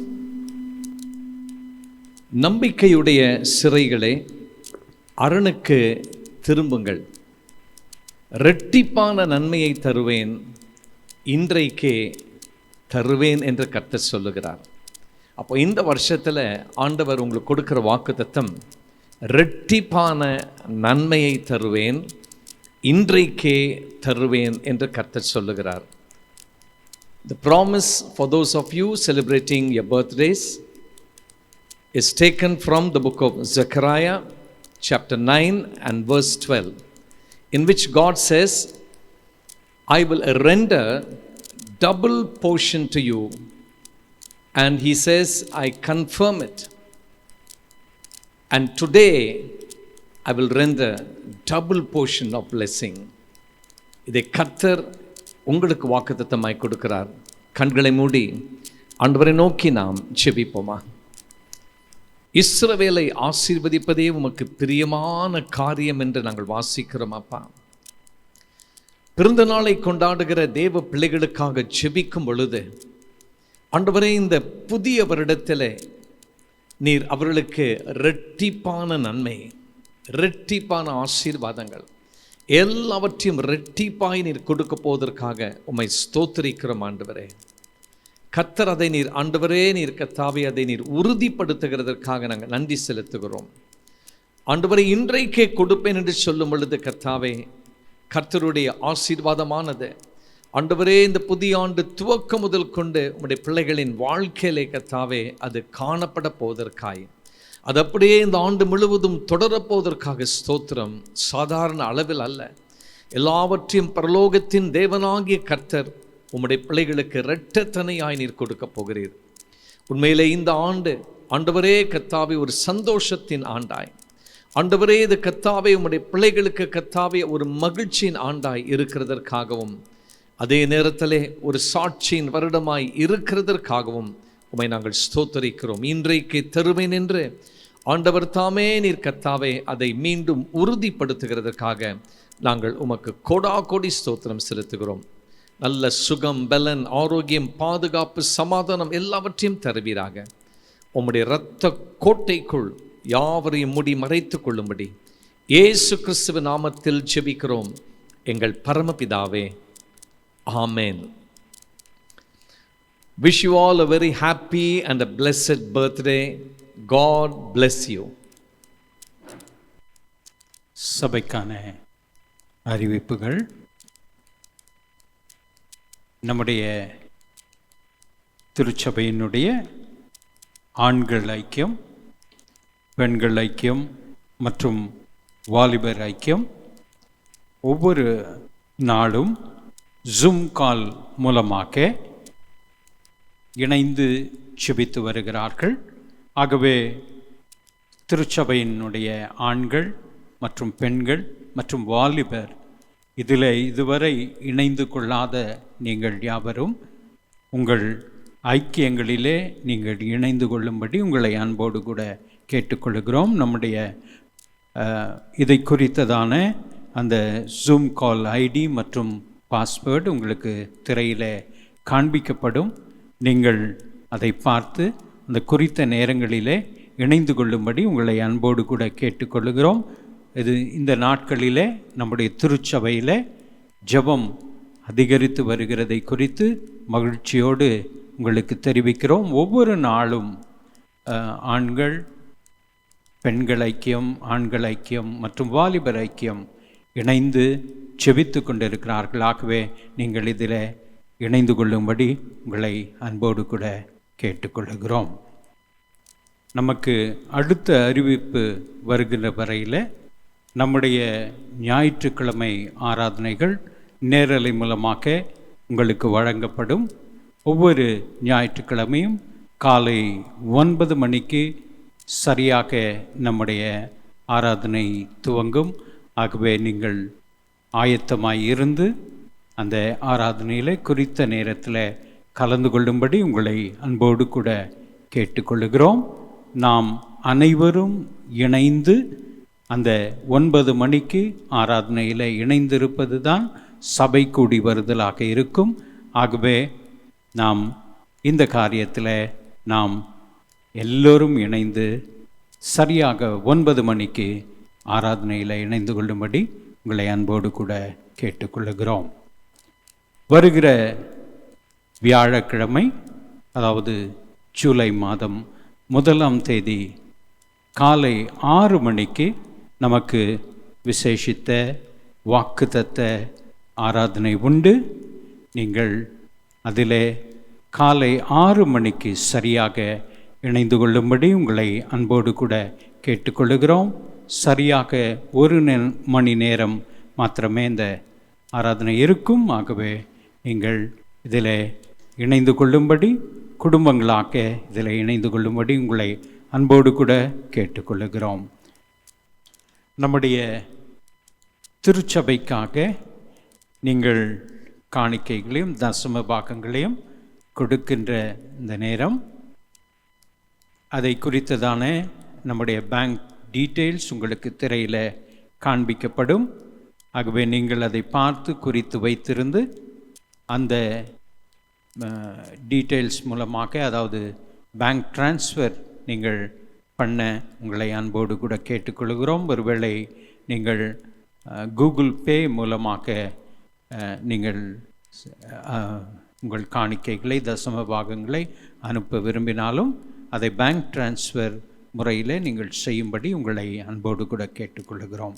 ஒருவேளை பேங்க் டிரான்ஸ்ஃபர் மூலமாக கொடுக்க முடியாதவர்கள், நீங்கள் நம்முடைய ஆலயத்திலையும் நீங்கள் வந்து உங்களுடைய காணிக்கைகளை செலுத்த அதற்கான ஒழுங்குகள் செய்யப்பட்டிருக்கிறது.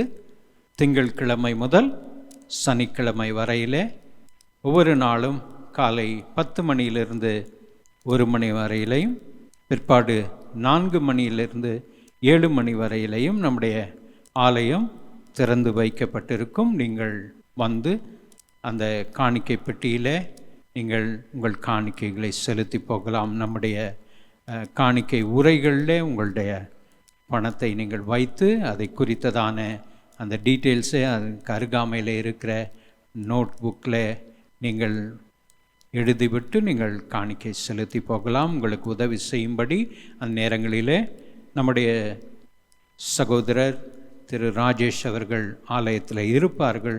நீங்கள் இந்த முறையிலையும் நீங்கள் காணிக்கை செலுத்த முடியும். இந்த வசதியை பயன்படுத்தி கொள்ளும்படி உங்களை அன்போடு கூட கேட்டுக்கொள்கிறோம். இப்பொழுதும் நாம் பெற்றுக்கொண்ட காணிக்கைக்காகவும் செய்திக்காகவும் நாம் இருக்கிற இடங்களில் கண்களை மூடி செபிக்கலாம். எங்களை மிக அதிகமாக நேசிக்கிற எங்கள் பரலோக தகப்பனே, இந்த அருமையான இந்த நல்ல நாளின் காலை வேளைக்காக, மனமகிழ்ச்சி நாளுக்காக உமக்கு நன்றி செலுத்துகிறோம். ஆண்டவரே கர்த்தாவே, இப்பொழுதும் கடந்த வாரத்தில் உம்முடைய பிள்ளைகள் படைத்திருக்கிற காணிக்கைகளையும் தசம பாகங்கள் ஸ்தோத்திர காணிக்கைகளுக்காக ஆண்டவரே உமக்கு நன்றி செலுத்துகிறோம் சுவாமி. ஆண்டவரே கர்த்தாவை, காணிக்கைகளாலும் தசம பாகங்களாலும் ஸ்தோத்திர காணிக்கைகளாலும் உம்மை கனம் பண்ணுகிற உம்முடைய பிள்ளைகளை கர்த்தர் நீர் ஆசீர்வதிக்கிறவராயிருப்பதற்காய் ஸ்தோத்திரம். ஆண்டவரே கர்த்தாவை, ஒரு நன்மையும் குறைபட்டு போகாதபடி கர்த்தர் சகல சம்பூர்ண ஆசீர்வாதங்களால் உம்முடைய பிள்ளைகளை ஆசீர்வதிக்கிற தயவுக்காக ஸ்தோத்திரம். ஆண்டவரே கர்த்தாவே, கூடையும் மாப்பு செய்கிற தொட்டியும் ஆசீர்வதித்து வியாதியும் சாபத்தையும் விலக்கி ஆண்டவரே இகப்பர நன்மைகளால் உம்முடைய பிள்ளைகளை நிரப்பி நடத்த வேண்டுமடியா நாங்கள் செபிக்கிறோம். ஆண்டவரே, மிக விசேஷமாக ஆண்டவரே இந்த நாட்களில் உம்முடைய பிள்ளைகளுடைய ஆண்டவரே கர்த்தாவே குடும்பங்களில் ஒரு நன்மையும் குறைபட்டு போய்விடாதபடி தேவனாகிய கர்த்தருடைய கரம் ஆண்டவரே கர்த்தாவே உம்முடைய பிள்ளைகளுக்கு நேராய் நீட்டப்பட்டு இருப்பதற்காய் ஸ்தோத்திரம். ஆண்டவரே கர்த்தாவே, நீர் அவர்களை ஆசீர்வதித்து இந்த நாட்களிலே ஆண்டவரே பெற்றுக்கொள்ள வேண்டிய ஒவ்வொரு ஆசீர்வாதத்தையும் ஆண்டவரே நீர் கட்டவிழ்த்து விடுகிறதற்காய் ஸ்தோத்திரம். ஆண்டவரே கர்த்தாவே, ஒரு பெரிய அறுவடையை இந்த நாட்களிலே தந்து நீர் உம்முடைய பிள்ளைகளை மகிழ்ச்சியாக்குகிற தேவனாய் இருப்பதற்காய் ஸ்தோத்திரம். ஆண்டவரே, உம்முடைய கரத்தில் நாங்கள் தாழ்த்தி ஒப்பு கொடுக்கிறோம். ஆண்டவரே கர்த்தாவே, இப்பொழுது உம்முடைய வார்த்தைக்காக உம்மை நோக்கி பார்க்கிறோம் சுவாமி. ஆண்டவரே, எல்லா பிரஸ்தாபத்தை காட்டிலும் ஆண்டவரே உம்முடைய வார்த்தையை நீர் பிரஸ்தாபம் பண்ணி இருக்கிறீர் என்று சொல்லி நாங்கள் அறிந்திருக்கிறோம் சுவாமி. இந்த காலை வேளையிலையும் ஆண்டவரே கர்த்தாவே, நீர் எங்கள் ஒவ்வொருவரோடும் கூட பேச வேண்டும்படியாய் செபிக்கிறோம் அப்பா. ஆண்டவரே, உம்மிடத்திலிருந்து வருகிற ஒரு வார்த்தை எங்களுடைய வாழ்க்கையை அது புதிதாக்கும், உயிர்ப்பிக்கும். ஆண்டவரே, எல்லாம் மரித்த நிலைமைகளை அது மாற்றி அமைக்கிறதாய் இருக்கிறது என்பதை நாங்கள் அறிந்திருக்கிறோம் சுவாமி. உம்முடைய வார்த்தை பேசப்படுகின்ற பொழுதே ஆண்டவரே கர்த்தாவே, ஒரு புதிய ஜீவன் ஆண்டவரே கர்த்தாவே எங்களுக்குள்ளும் ஆண்டவரே எங்களுடைய எல்லா விதமான காரியங்களுக்குள்ளும் அது கடந்து செல்வதாக என்று சொல்லி நாங்கள் செபிக்கிறோம். ஆண்டவரே, ஆண்டவரே இந்த காலை வேளையிலையும் ஆண்டவரே உம்முடைய தாசனை நீர் ஏற்கனவே அபிஷேகித்து உம்முடைய வார்த்தை அவருக்குள்ளாக வைத்து கொண்டு வந்திருப்பதற்காய் ஸ்தோத்திரம். இன்று காலை வேளையிலையும் உம்முடைய வார்த்தை வல்லமையோடும் அதிகாரத்தோடும் புறப்பட்டு வரும்படி நாங்கள் செபிக்கிறோம் அப்பா. ஆண்டவரே, உம்முடைய தாசனை உம்முடைய சிலுவையின் நிழல்ல மறத்து கர்த்தருடைய ஆவியானவர் இன்று காலை வேளையிலையும் எங்கள் ஒவ்வொருவரோடும் கூட பேச வேண்டும்படியாக நாங்கள் செபிக்கிறோம். ஆண்டவரே கர்த்தாவே, இன்று காலையில் ஆண்டவரே கர்த்தாவே உம்முடைய வார்த்தையை பெற்றுக்கொள்ள ஆயத்தத்தோடு காத்திருக்கிறோம். ஆண்டவரே, தாகத்தோடு காத்திருக்கிறோம். கர்த்தர் அந்த வார்த்தைகளை எங்களுக்கு தந்து ஆண்டவரே எங்களை உயிர்ப்பிக்க போவதற்காய், ஆண்டவரே எல்லா சூழ்நிலைகளையும் மாற்றி அமைக்க போவதற்காக ஆண்டவரே கர்த்தாவே, ஆண்டவரே உம்முடைய வார்த்தைகளை பெற்றுக்கொண்டு இந்த மாதத்தின் ஆண்டவரே கர்த்தாவே இந்த கடைசி நாட்களை நாங்கள் வெற்றியோடு முடிக்கும்படி கர்த்தர் நீர் எங்களுக்கு அனுக்கிரகம் பாராட்டப் போவதற்காக உமக்கு நன்றி செலுத்துகிறோம், உமக்கு ஸ்தோத்திரம் செலுத்துகிறோம். மீட்பர் இயேசுவின் மூலம் வேண்டிக் கொள்ளுகிறோம் ஜீவனுள்ள பிதாவே, ஆமென், ஆமென். கர்த்தருக்குள் மிகவும் பிரியமானவர்களே, இந்த அருமையான இந்த மனமகிழ்ச்சி நாளின் காலை வேளையிலையும் கர்த்தருடைய வார்த்தையை நம்முடைய அருமையான மூத்த போதகர் பாஸ்டர் லெஸ்லி லூகாஸ் அவர்கள் கொண்டு வருவார்கள். நாம் இல்லங்களிலே இருந்தவாறே கரங்களை தட்டி தேவனுடைய தாசனை அன்போடு வரவேற்போம். Praise the Lord. Hallelujah. நீங்கள் அனைவரும் சுகத்தோடும் சமாதானத்தோடும் பாதுகாப்போடும் இருக்கிறீர்கள் என்று சொல்லி நான் விசுவாசிக்கிறேன். இந்த மாதத்தின் கடைசி ஞாயிற்றுக்கிழமை நாம் கர்த்தருடைய வார்த்தை கேட்கும்படி நம்முடைய இல்லங்களிலே அவளோடு நாம் அத்தனை பேரும் குடும்பங்களாய் அல்லது எந்தெந்த இடங்களிலே நாம் இருக்கிறோமோ, விடுதிகளிலோ, அல்லது இந்த செய்தியை நாம் எந்த இடத்திலிருந்து கேட்டாலும் நாம் இப்பொழுதுமாய் கூட நம்முடைய விசுவாச அறிக்கையை, நம்முடைய பரிசுத்த வேதாகமத்தை உயர்த்திய வண்ணமாக நாம் செய்து அதன் பின்பு கர்த்தர் நம்மோடு கூட என்ன பேச இருக்கிறார் என்பதை நாம் அவருடைய சத்தத்தை கேட்கப் போகிறோம். ஹல்லேலூயா. எல்லோரும் பரிசுத்த வேதாகமத்தை நம் கரத்திலே உயர்த்தி கொள்வோமா? இந்த பரிசுத்த வேதாகமம் என்னை யார் என்று சொல்லுகிறதோ அந்த ஆள்தான் நான். இந்த பரிசுத்த வேதாகமம் எனக்கு என்னவெல்லாம் உண்டு என்று சொல்லுகிறதோ அவைகள் எல்லாம் எனக்கு உண்டு. இந்த பரிசுத்த வேதாகமம் என்னால் என்னவெல்லாம் செய்ய முடியும் என்று சொல்லுகிறதோ அவைகள் எல்லாம் நான் செய்வேன். எல்லா வாய்களை திறந்து ஒரு அல்லேலூயா என்று சொல்லுவோமா? Praise the Lord. இந்த ஜூன் மாதத்தின் கடைசி ஞாயிற்றுக்கிழமை கர்த்தர் நம்மோடு கூட பேச வேண்டும் என்று நாம் குடும்பங்களாய் விசுவாசிகளாய் நாம் இருக்கிற இடங்களிலிருந்து நாம் ஆவலோடு காத்து கொண்டிருக்கிறோம். ஆம் பிரியமானவர்களே, ஒவ்வொரு முறை கர்த்தர் நம்மோடு பேசும் பொழுது அவர் வெறுமையான ஒரு சாதாரண விதத்தில் அல்ல, ஆனால் நம்மை ஆசீர்வதிக்கும் விதத்திலே கர்த்தர் தம்முடைய வார்த்தையின் மூலமாய் நம்மோடு கூட இடைப்பட்டு கொண்டிருக்கிறார். இந்த நாளின் செய்திக்கு என்று சொல்லி நம்முடைய வேதாகமத்தை லூக்கா எழுதின சுவிசேஷம் 7ஆம் அதிகாரம் 16ஆம் வசனத்திற்கு நாம் திருப்பிக் கொள்வோம். லூக்கா 7ஆம் அதிகாரம் 16ஆம் வசனம். Gospel according to Luke chapter 7 and verse 16. தேவன் தமது ஜனங்களை சந்தித்தார் என்று சொல்லி தேவனை மகிமைப்படுத்தினார்கள் என்று அந்த வசனத்தின் ஒரு பகுதியை தான் நான் வாசித்தேன். இது ஒரு முக்கியமான பகுதி. அந்த வசனத்தில் தேவன் தமது ஜனங்களை சந்தித்தார் என்று சொல்லி தேவனை மகிமைப்படுத்தினார்கள். Luke chapter 7 and verse 16, a part of that verse says, they glorified God, saying, God has visited his people. God has visited his people, and thereby they glorified God. தேவ ஜனமே, கர்த்தர் நம்மை சந்திக்கிறவர். கர்த்தர் தம்முடைய ஜனத்தை சந்தித்தார் என்று சொல்லி தேவனை மகிமைப்படுத்தினார்களாம். இன்றைக்கு நம்முடைய வாழ்க்கையில் கூட ஆண்டவர் நம்மை சந்திக்கும் பொழுது எந்தெந்த விதத்திலே நம்மை அவர் ஆசீர்வதிக்கிறார் என்று நாம் இந்த வசனத்தின் மூலமாய் பார்க்க போகிறோம். இந்த வசனத்தின் மூலமாய் நம் செவிகளிலே நாம் கேட்க போகிறோம்.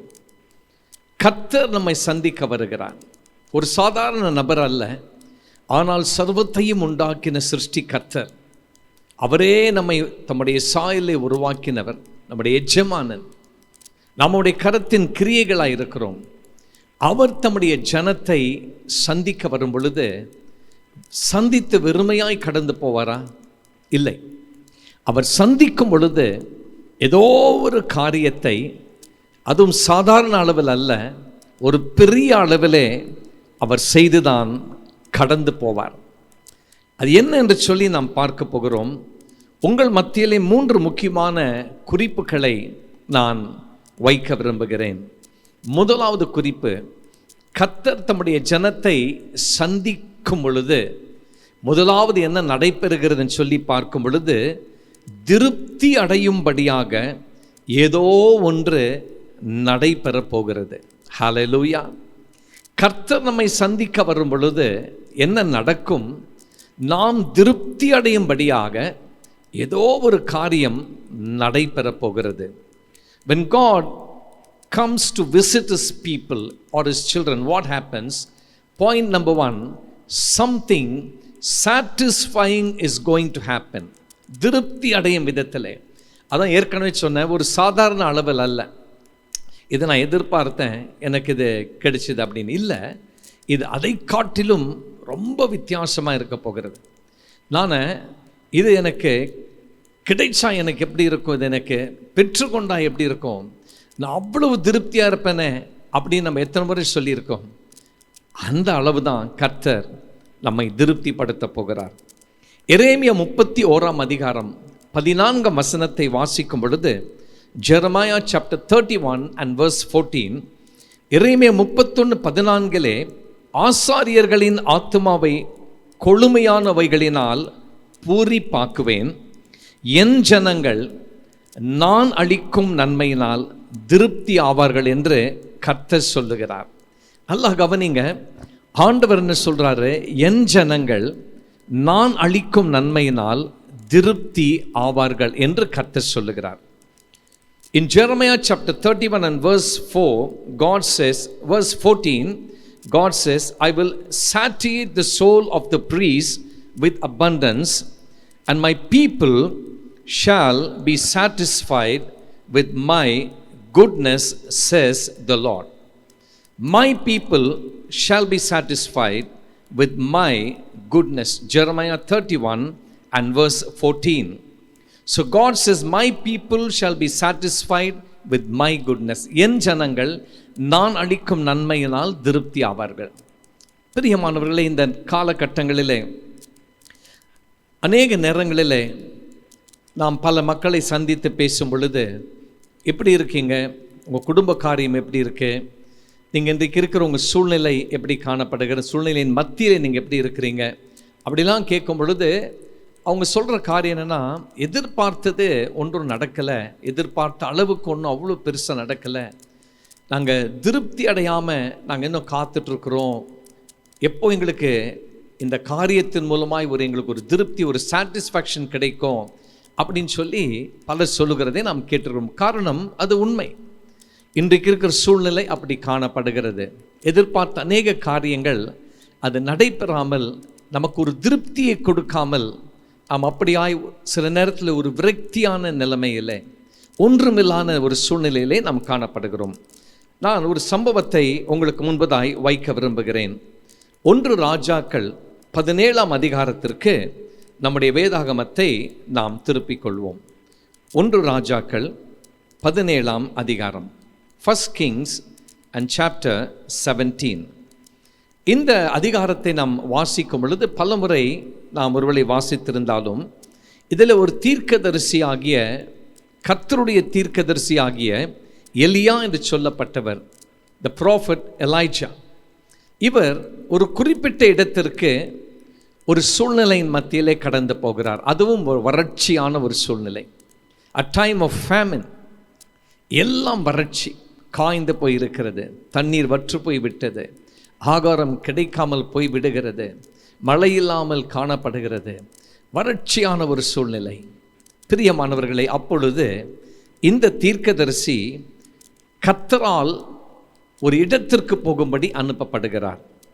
அந்த இடம் எங்கன்னு சொல்லி பார்க்கும் பொழுது 9ஆம் வசனத்தில், நீ எழுந்து சீதோனுக்கு அடுத்த சாரிபாத் ஊருக்கு போய் அங்கே தங்கிரு, உன்னை பராமரிக்கும்படி அங்கே இருக்கிற ஒரு விதவைக்கு கட்டளையிட்டேன் என்று கர்த்தர் சொல்லுகிறார். இது கேட்பதற்கு நமக்கு சற்று ஆச்சரியமாக இருக்கிறது. வறட்சியான காலம், ஆகாரத்திற்கு குறை, தண்ணீருக்கு குறை, எல்லாவற்றுக்கும் குறை. ஆனால் கர்த்தர் சொல்லுகிறார், நீ புறப்பட்டு போய் நான் சொல்லுகிற இந்த இடத்திற்கு நீ கடந்து போகும், அங்கே ஒரு விதவை இருப்பாள், நீ அங்கே போய் தங்கு அப்படின்னு சொல்லி கர்த்தர் இந்த தீர்க்கதரிசியை பார்த்து சொல்லுகிறார். 1 ராஜாக்கள் 17ஆம் அதிகாரம் 14ஆம் வசனத்தை வாசிப்போம் என்றால், 1 Kings 17 and 14, கர்த்தர் தேசத்தின் மேல் மழையை கட்டளையிடும் நாள் மட்டும் பானையில் மா செலவழிந்து போவதும் இல்லை, கலசத்தின் எண்ணெய் குறைந்து போவதும் இல்லை என்று இஸ்ரவேலின் தேவனாகிய கர்த்தர் சொல்லுகிறார் என்றான். இந்த வார்த்தை இந்த ஸ்திரீக்கு எப்பொழுது கடந்து வருகிறது? ஒரு வறட்சியான ஒரு சூழ்நிலையிலே, தனக்கும் தன் குமாரனுக்கும் ஆகாரமே இல்லை, ஒன்றுமே கிடைக்கவில்லை. அப்போ இந்த ஸ்திரீ என்ன வார்த்தைகளை சொல்லும் பொழுது இந்த தீர்க்கதரிசி இப்படிப்பட்ட ஒரு விசுவாசத்தை அதிகரிக்கும்படி, தன்னை உற்சாகப்படுத்தும்படி, தன்னை திருப்திப்படுத்தும்படி இந்த வசனத்தை அவர் கூறியிருப்பார். 1 ராஜாக்கள் 17-16 அதை தான் நம்ம வாசித்தோம். 1 Kings chapter 17 and verse 14. பிரியமானவர்களே, இந்த வசனத்தை வாசிக்கும் பொழுது ஒரே ஒரு காரியத்தை உங்களுக்கு முன்பதாய் நான் வைக்க விரும்புகிறேன். இந்த தீர்க்கதரிசி எலியா புறப்பட்டு போய் அந்த சாரிபாத்துக்கு போகிறார் என்று 10ஆம் வசனத்திலே வாசிக்கிறோம். அவன் வந்தபோது அங்கே ஒரு விதவை விறகை பொறுக்கி கொண்டிருந்தாள். அவன் அவளை பார்த்து கூப்பிட்டு, நான் குடிக்கிறதற்கு கொஞ்சம் தண்ணீர் ஒரு பாத்திரத்தில் எனக்கு கொண்டு வா என்றான். முதலாவது இந்த தீர்க்கதரிசி ஆகிய எலியா தண்ணீரை கேட்கிறார். வேதம் சொல்லுது, கொண்டு வர அவள் போகிற போது அவன் அவளை நோக்கி கூப்பிட்டு, கொஞ்சம் அப்பமும் உன் கையிலே எனக்கு கொண்டு வா என்றான். அதற்கு அவள் 12ஆம் வசனம், பானையில் ஒரு பிடி மாவும் கலசத்தில் கொஞ்சம் எண்ணெயுமே அல்லாமல் என்னிடத்தில் ஒரு அடையும் இல்லை என்று உம்முடைய தேவனாகிய கர்த்தருடைய ஜீவனை கொண்டு சொல்லுகிறேன். இவர் சொல்ற ஒரு வார்த்தை, தேவனாகிய கர்த்தருடைய ஜீவனை கொண்டு சொல்லுகிறேன். ஜீவனுள்ள தேவனாகிய கர்த்தரை இந்த ஸ்திரீ அறிந்திருந்தாள். எனவே அந்த வார்த்தையை அவள் சொல்லுகிறதை நாம் இங்கு பார்க்கிறோம். அதனால் நம்ம கவனிக்க வேண்டும். கர்த்தருடைய ஜீவனை கொண்டு சொல்லுகிறேன், இதோ நானும் என் குமாரனும் சாப்பிட்டு செத்து போக அதை எனக்கும் அவனுக்கும் ஆயத்தம் படுத்துகிறதற்கு 2 விறகுகளை நான் பொறுக்கிறேன். உண்மையை சொல்கிறான். தான் கடைசி ஆகாரம் எங்களுக்கு. இந்த ஆகாரத்தை சாப்பிட்டு நானும் என் குமாரனும் நாங்கள் செத்து போக போகிறோம் என்று சொல்லி அவள் இந்த தீர்க்கதரிசியை பார்த்து சொல்லுகிறாள். அது மாத்திரமல்லாதபடி அவள் சொல்லுகிற ஒரு வார்த்தை என்னவென்றால், கர்த்தருடைய ஜீவனை கொண்டு நான் சொல்லுகிறேன் அப்படின்னு சொல்லுகிறாள். 13ஆம் வசனம், அப்பொழுது எலியா அவளை பார்த்து, பயப்படாதே, நீ போய் உன் வார்த்தையின்படி ஆயத்தப்படுத்து, ஆனாலும் முதல் அதில் எனக்கு ஒரு சிறிய அடையை பண்ணி என்னிடத்தில் கொண்டு வா, பின்பு உனக்கும் உன் குமாரனுக்கும் பண்ணலாம். 14ஆம் வசனம், கர்த்தர் தேசத்தின் மேல், இப்போ கர்த்தர் தேசத்தின் மேல் மழையை கட்டளையிடும் நாள் மட்டும் பானையின் மா செலவழிந்து போவதுமில்லை, கலசத்தில் எண்ணெய் குறைந்து போவதுமில்லை என்று இஸ்ரவேலின் தேவனாகிய கர்த்தர் சொல்லுகிறார் என்று இங்கு இந்த தீர்க்கதரிசி சொல்லுகிறார். உங்கள் கவனத்தை கொஞ்சம் செலுத்தும்படி உங்களை அன்போடு நான் கேட்டுக்கொள்கிறேன். 14ஆம் வசனத்திலே தீர்க்கதரிசி அந்த விதவை பார்த்து சொல்லுகிறார், இஸ்ரவேலின் தேவனாகிய கர்த்தர் சொல்லுகிறார். என்ன சொல்லுகிறார்? உன்னுடைய பாத்திரத்தில் மாவு செலவழிந்து போவதும் கிடையாது, அதே நேரத்தில் தண்ணீரும் உனக்கு குடிக்கிறக்கும் எண்ணெயும் தாராளமாய் இருக்கும் என்று கர்த்தர் சொல்லுகிறார். இஸ்ரவேலின் தேவனாகிய கர்த்தர் சொல்லுகிறார் என்று அவர் கூறுகிறார். எதுவரையிலும் தெரியுங்களா?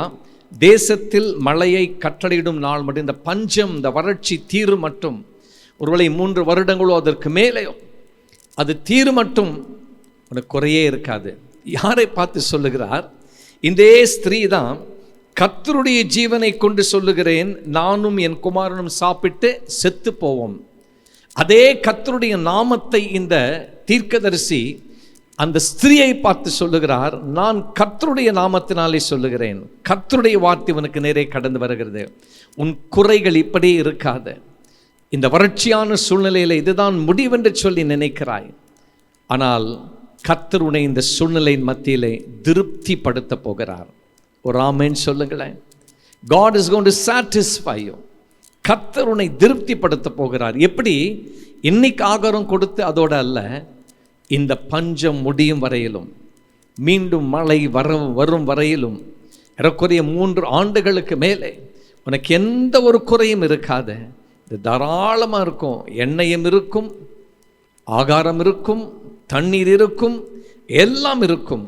இந்த ஸ்திரீ அன்றைக்கு தனக்கும் தன்னுடைய மகனுக்கும் இருந்தால் போதும் என்று சொல்லி நினைத்த அவளுக்கு இந்த தீர்க்கதரிசி சொல்லுகிறாள், தேசத்தின் மேல் மழை கட்டளையிடும் நாள் மட்டும் எந்த குறையுமே இருக்காது. மாவு செலவழிந்தே போகாது, கலசத்தில் எண்ணெய் குறைந்து போவுமே கிடையாது. ஆண்டவர் சொல்லுகிறார். எந்த ஆண்டவருடைய பெயரை சொல்லி நானும் என் மகனோ செத்து போவோன்னு சொன்னியோ, அதே ஆண்டவருடைய பெயரை சொல்லி நான் சொல்லுகிறேன், உனக்கு குறையே இருக்காது அப்படின்னு அவர் பார்த்து சொல்லுகிறார். திருப்திப்படுத்தும் என்று கர்த்தர் சொல்லுகிறார். தேவ சித்தத்தை செய்வதை நாம் முதன்மையாக நினைக்கும் பொழுது, இந்த முதலாவது குறிப்பை நான் சொல்லும் பொழுது உங்களுக்கு முன்புதான் இந்த வார்த்தையை நான் பேச விரும்புகிறேன். தேவ சித்தத்தை செய்வதை நாம் முதன்மையாய் அதை நினைக்கும் பொழுது தேவன் நம்முடைய தேவைகளை முதன்மையாக கருதுவார். நாம தேவ சித்தத்தை செய்வதை முதன்மையாய் கருதும் பொழுது கர்த்தர் நம்முடைய தேவைகளை முதன்மையாய் கருதுவார். ஆமென். When we consider God's will as our first concern, in turn God will consider our needs as his first concern. இதை நான் ஒரு நோக்கத்தோடு சொல்லுகிறேன். ஏன் தெரியுமா? முதலாவதாக நம்முடைய தேவையின் மத்தியிலே நாம் கொடுப்பவர்களாய் இருக்க வேண்டும். எனக்கே தேவை, எனக்கே குறை இருக்கிறது, எப்படி இந்த குறையிலே நான் கொடுக்க முடியும் என்று சொல்லி அந்த ஸ்திரீ அன்றைக்கு நினைத்திருப்பாள் என்றால் அவள் வாழ்க்கையிலே அவள் திருப்தி அடைந்திருக்க முடியாது. அவள் மாவோ எண்ணெயோ அது அப்படியே தொடர்ந்து அவள் பார்த்து கொண்டே இருந்திருக்க முடியாது. அவள் அன்றைக்கு அந்த கர்த்தருடைய ஊழியக்காரன் கேட்டபடி கொஞ்சம் தண்ணீர் முதல் கேட்கிறார், அதற்கு பிறகு தனக்கு ஒரு அடை கேட்கிறார், அதை கொண்டு வந்து அவள் கொடுக்கிறாள். தனக்கும் தன் மகனுக்கும் குறை அவ்வளவுதான் இருந்தது, அதுதான் உண்மை.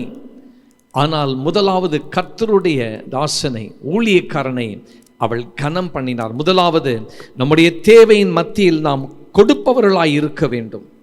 இந்த ஸ்திரீக்கும் அவள் குடும்பத்திற்கும் மிக பெரிய ஒரு தேவை இருந்தது.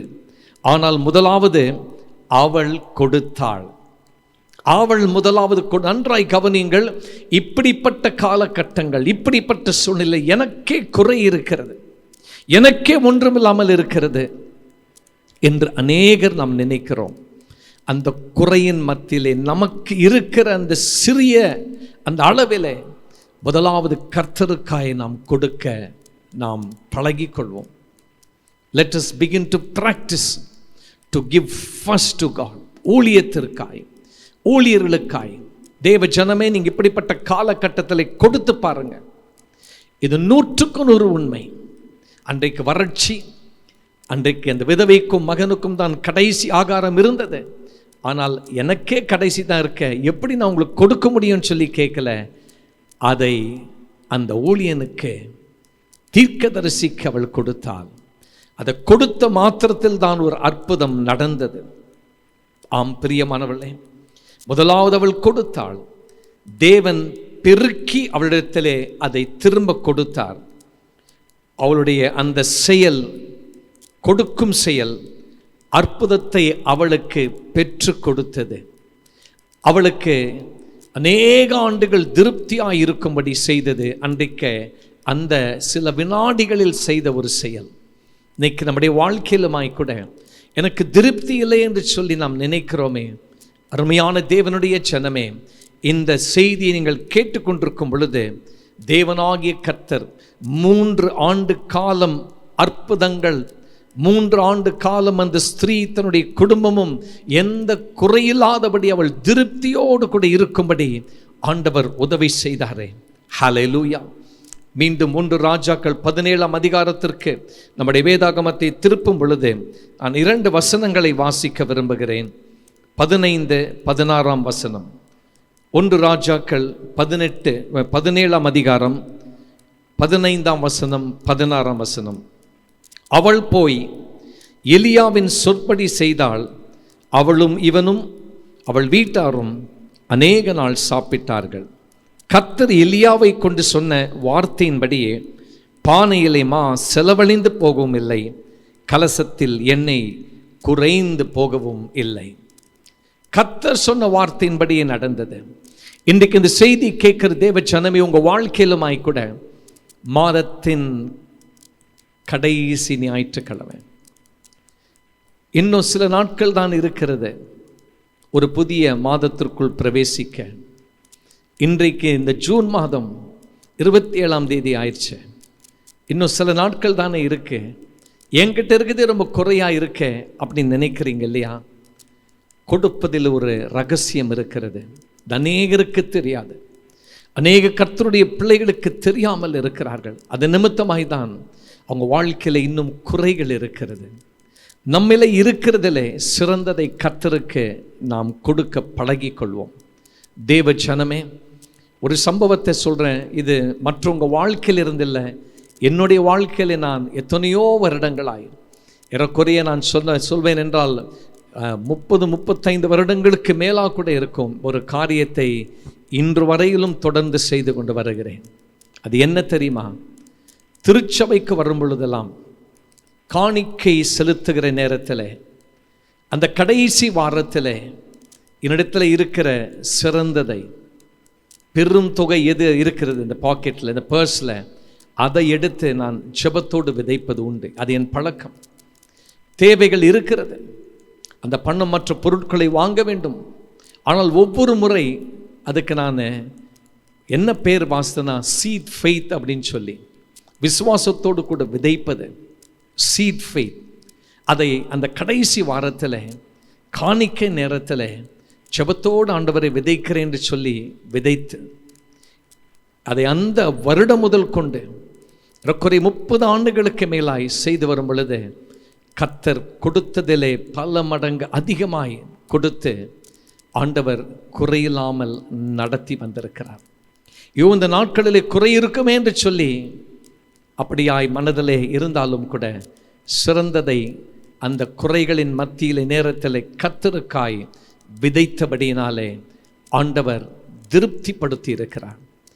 இந்த செய்தியை நான் அவங்க மத்தியிலே பகிர்ந்து கொள்ளும்போது முதலாவது குறிப்பு, திருப்தி அடையும்படியாக ஏதோ ஒன்று நடைபெறப் போகிறது உங்கள் வாழ்க்கையில்.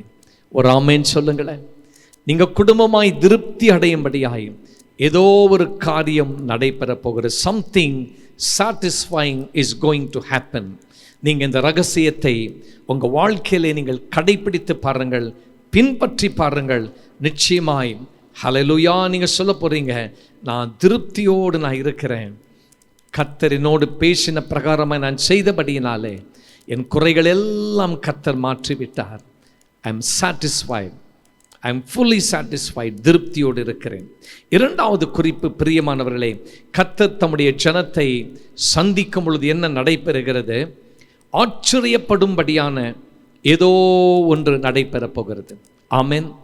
கர்த்தர் தம்முடைய ஜனத்தை சந்திக்க வரும் பொழுது ஆச்சரியப்படும்படியாக ஏதோ ஒன்று நடைபெறுகிறது. When God comes to meet his children, something surprising is going to happen. ஆச்சரியப்படும் விதத்தில் சர்ப்ரைசிங். ஆமென். ஆம்.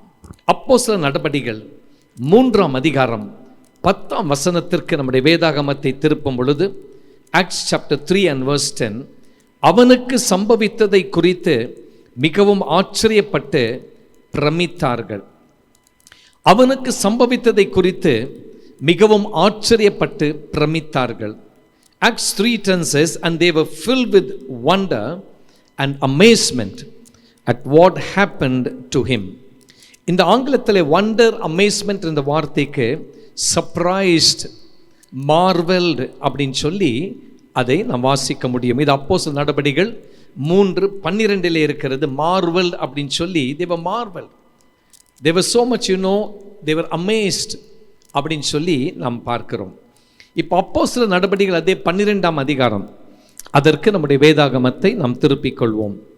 அப்போஸ்தலர் நடபடிகள் 12, Acts chapter 12, 4ஆம் வசனம். ஏரோது அவனை, பேதுருவை பிடித்து சிறைச்சாலையிலே வைத்து அவனை காக்கும்படிக்கு வகுப்புக்கு 4 போர் சேவகராக ஏற்படுத்திய 4 வகுப்புகளை வசமாக ஒப்புவித்தான். 4 வகுப்புகளின் வசமாக ஒப்புவித்தான்.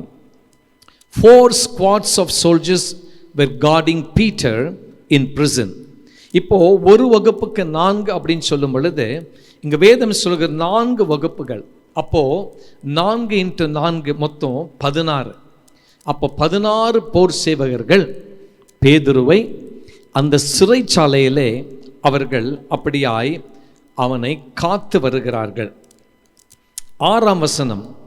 பேதுரு 2 சங்கிலிகளினாலே 2 சேவகர்கள் நடுவில் நித்திரை பண்ணி கொண்டிருந்தான். அப்போ பேதுரு இரவு நேரத்தில் நித்திரை பண்ணி கொண்டிருந்தான் என்று இங்கே நாம் வாசிக்கிறோம். அவனுக்கு 2 பக்கத்திலே 2 போர் சேவகர்கள் இருந்தார்கள். காவல்காரரும் கதவுக்கு முன்னிருந்து சிறைச்சாலையை காத்து கொண்டிருந்தார்கள். அந்த சிறைச்சாலையில் பேதுரு இருக்கிறார். பேதுருவுக்கு பக்கத்தில் 2 பேர் மற்றும் அந்த சிறைச்சாலையில் அந்த அந்த அந்த அந்த வாசலின் அருகே காவல்காரர் கதவுக்கு முன்னிருந்து சிறைச்சாலையை காத்து கொண்டிருந்தார்கள்.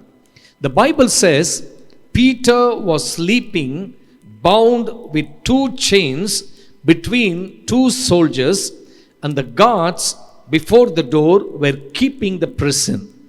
இதை நல்லா கவனிங்க பிரியமானவர்களே.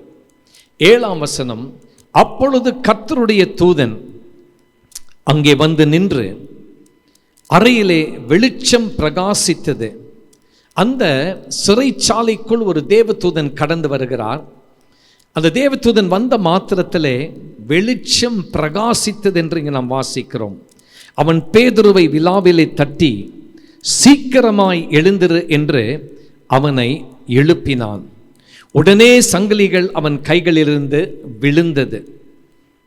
Behold, an angel of the Lord stood by Peter. Verse 7, and a light shone in the prison, and the angel struck Peter on the side and raised him up, saying, arise quickly, and his chains fell off his hands.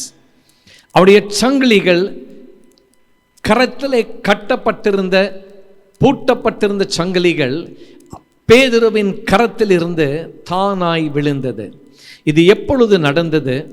சிறைச்சாலையிலே பேதுரு அங்கு அவர் சங்கிலிகளால் கரங்களிலே கட்டப்பட்டு பாதுகாப்போடு கூட இருக்கிறார். ஏரோதின் காலங்களிலே ஆண்டவராகிய இயேசு கிறிஸ்து பிறந்த அந்த மாத்திரத்திலே அந்த ஏரோது ராஜா இயேசுவையே கொலை செய்ய வேண்டும் என்று சொல்லி நினைத்தார். அவருடைய மகன் அடுத்த ஏரோது யோவான் ஸ்நானனை சிறை சேதம் செய்தார் என்று சொல்லி நாம் அறிந்திருக்கிறோம். அவருடைய மகன் 3வது ஏரோது அவர் யாக்கோபை சிறை சேதம் செய்தார் என்று நாம் அறிந்திருக்கிறோம். இப்பொழுது பேதுருவையும் அதே விதத்தில் செய்ய வேண்டும் என்று பத்திரமாய் பாதுகாத்த அந்த சிறைச்சாலையிலே அத்தனை சேவகர்கள் இருக்கும்படி அங்கு வைத்தது மாத்திரமல்ல, சங்கிலிகளால் கட்டியும் வைத்திருந்தார். 10ஆம் வசனம், அவர்கள் முதலாம் காவலையும், நன்றாய் கவனிங்கள், நான் வாசிக்கிறது அப்போஸ்தலர் நடபடிகள் 12ஆம் அதிகாரம் 10ஆம் வசனம், Acts chapter 12 and verse 10. அவள் முதலாம் காவலையும் 2ஆம் காவலையும் கடந்து நகரத்திற்கு போகிற இருப்பு கதவண்டையிலே வந்தபோது, ஒரு பெரிய இரும்பு கதவு, அதை திறந்தாதான் நகரத்துக்கு வெளியே போக முடியும். அதற்கு அருகாமையிலே வந்தபோது அது தானாய் அவர்களுக்கு திறவுண்டது. அதன் வழியாக அவர்கள் புறப்பட்டு ஒரு வீதியாக நெடுக நடந்து போனார்கள். உடனே தூதன் அவனை விட்டு போய்விட்டான்.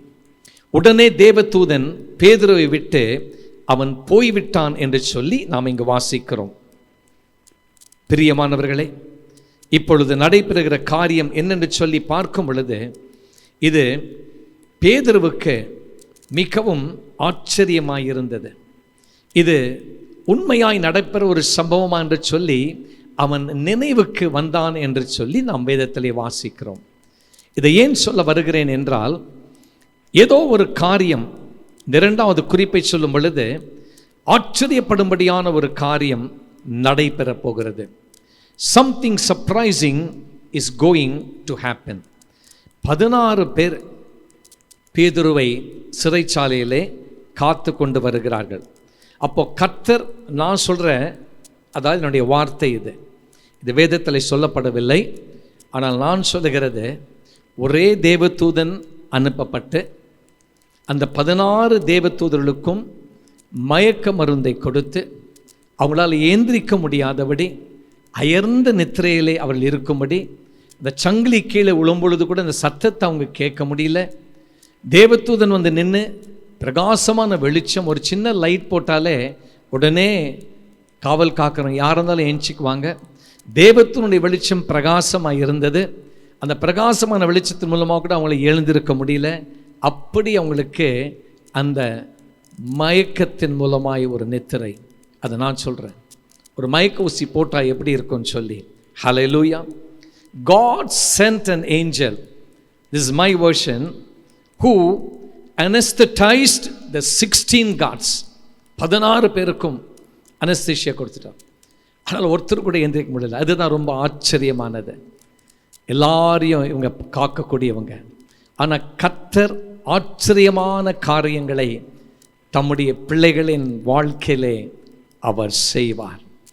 கர்த்தர் சந்திக்க வரும் பொழுது ஆச்சரியமான காரியங்கள் நடைபெற போகிறது.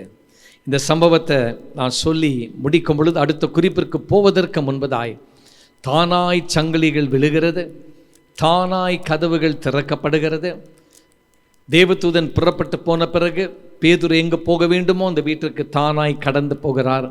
ஆச்சரியத்திலும் ஆச்சரியம் பிரியமானவர்களே. ஏன் தெரியுமா? இது சாதாரணமாய் நடைபெற ஒரு காரியம் அல்ல. இது சாதாரணமாய் நம்ம கேட்கக்கூடிய செய்தியும் அல்ல.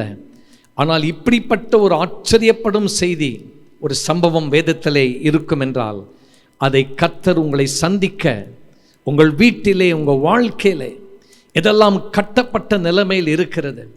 எனக்கு எந்த விதத்திலும் ஒரு விடுதலை கிடைக்கவில்லை, எங்கே பார்த்தாலும் ஐ எம் பவுண்ட் அப்படின்னு சொல்லி ஒரு அநேகர் சொல்லுகிற வார்த்தை கேட்டிருக்கிறோமே. நான் கட்டப்பட்ட நிலைமையில் எனக்கு ஒரு விடுதலை இல்லை, ஏதோ எனக்கு விடுதலையோடு ஒரு நன்மை எனக்கு கிடைக்காமல் இருக்கிறது, ஒன்றுமே எனக்கு கிடைக்கல, எல்லாம் மூடப்பட்டிருக்கிறது, அடைக்கப்பட்டிருக்கிறது. கர்த்தர் உங்களை சந்திக்கிற நாட்கள் இதுவே. இப்படிப்பட்ட எல்லாம் அடைப்பட்டு ஒரு சிறைச்சாலையின் அனுபவம் போல காணப்படுகிறதா?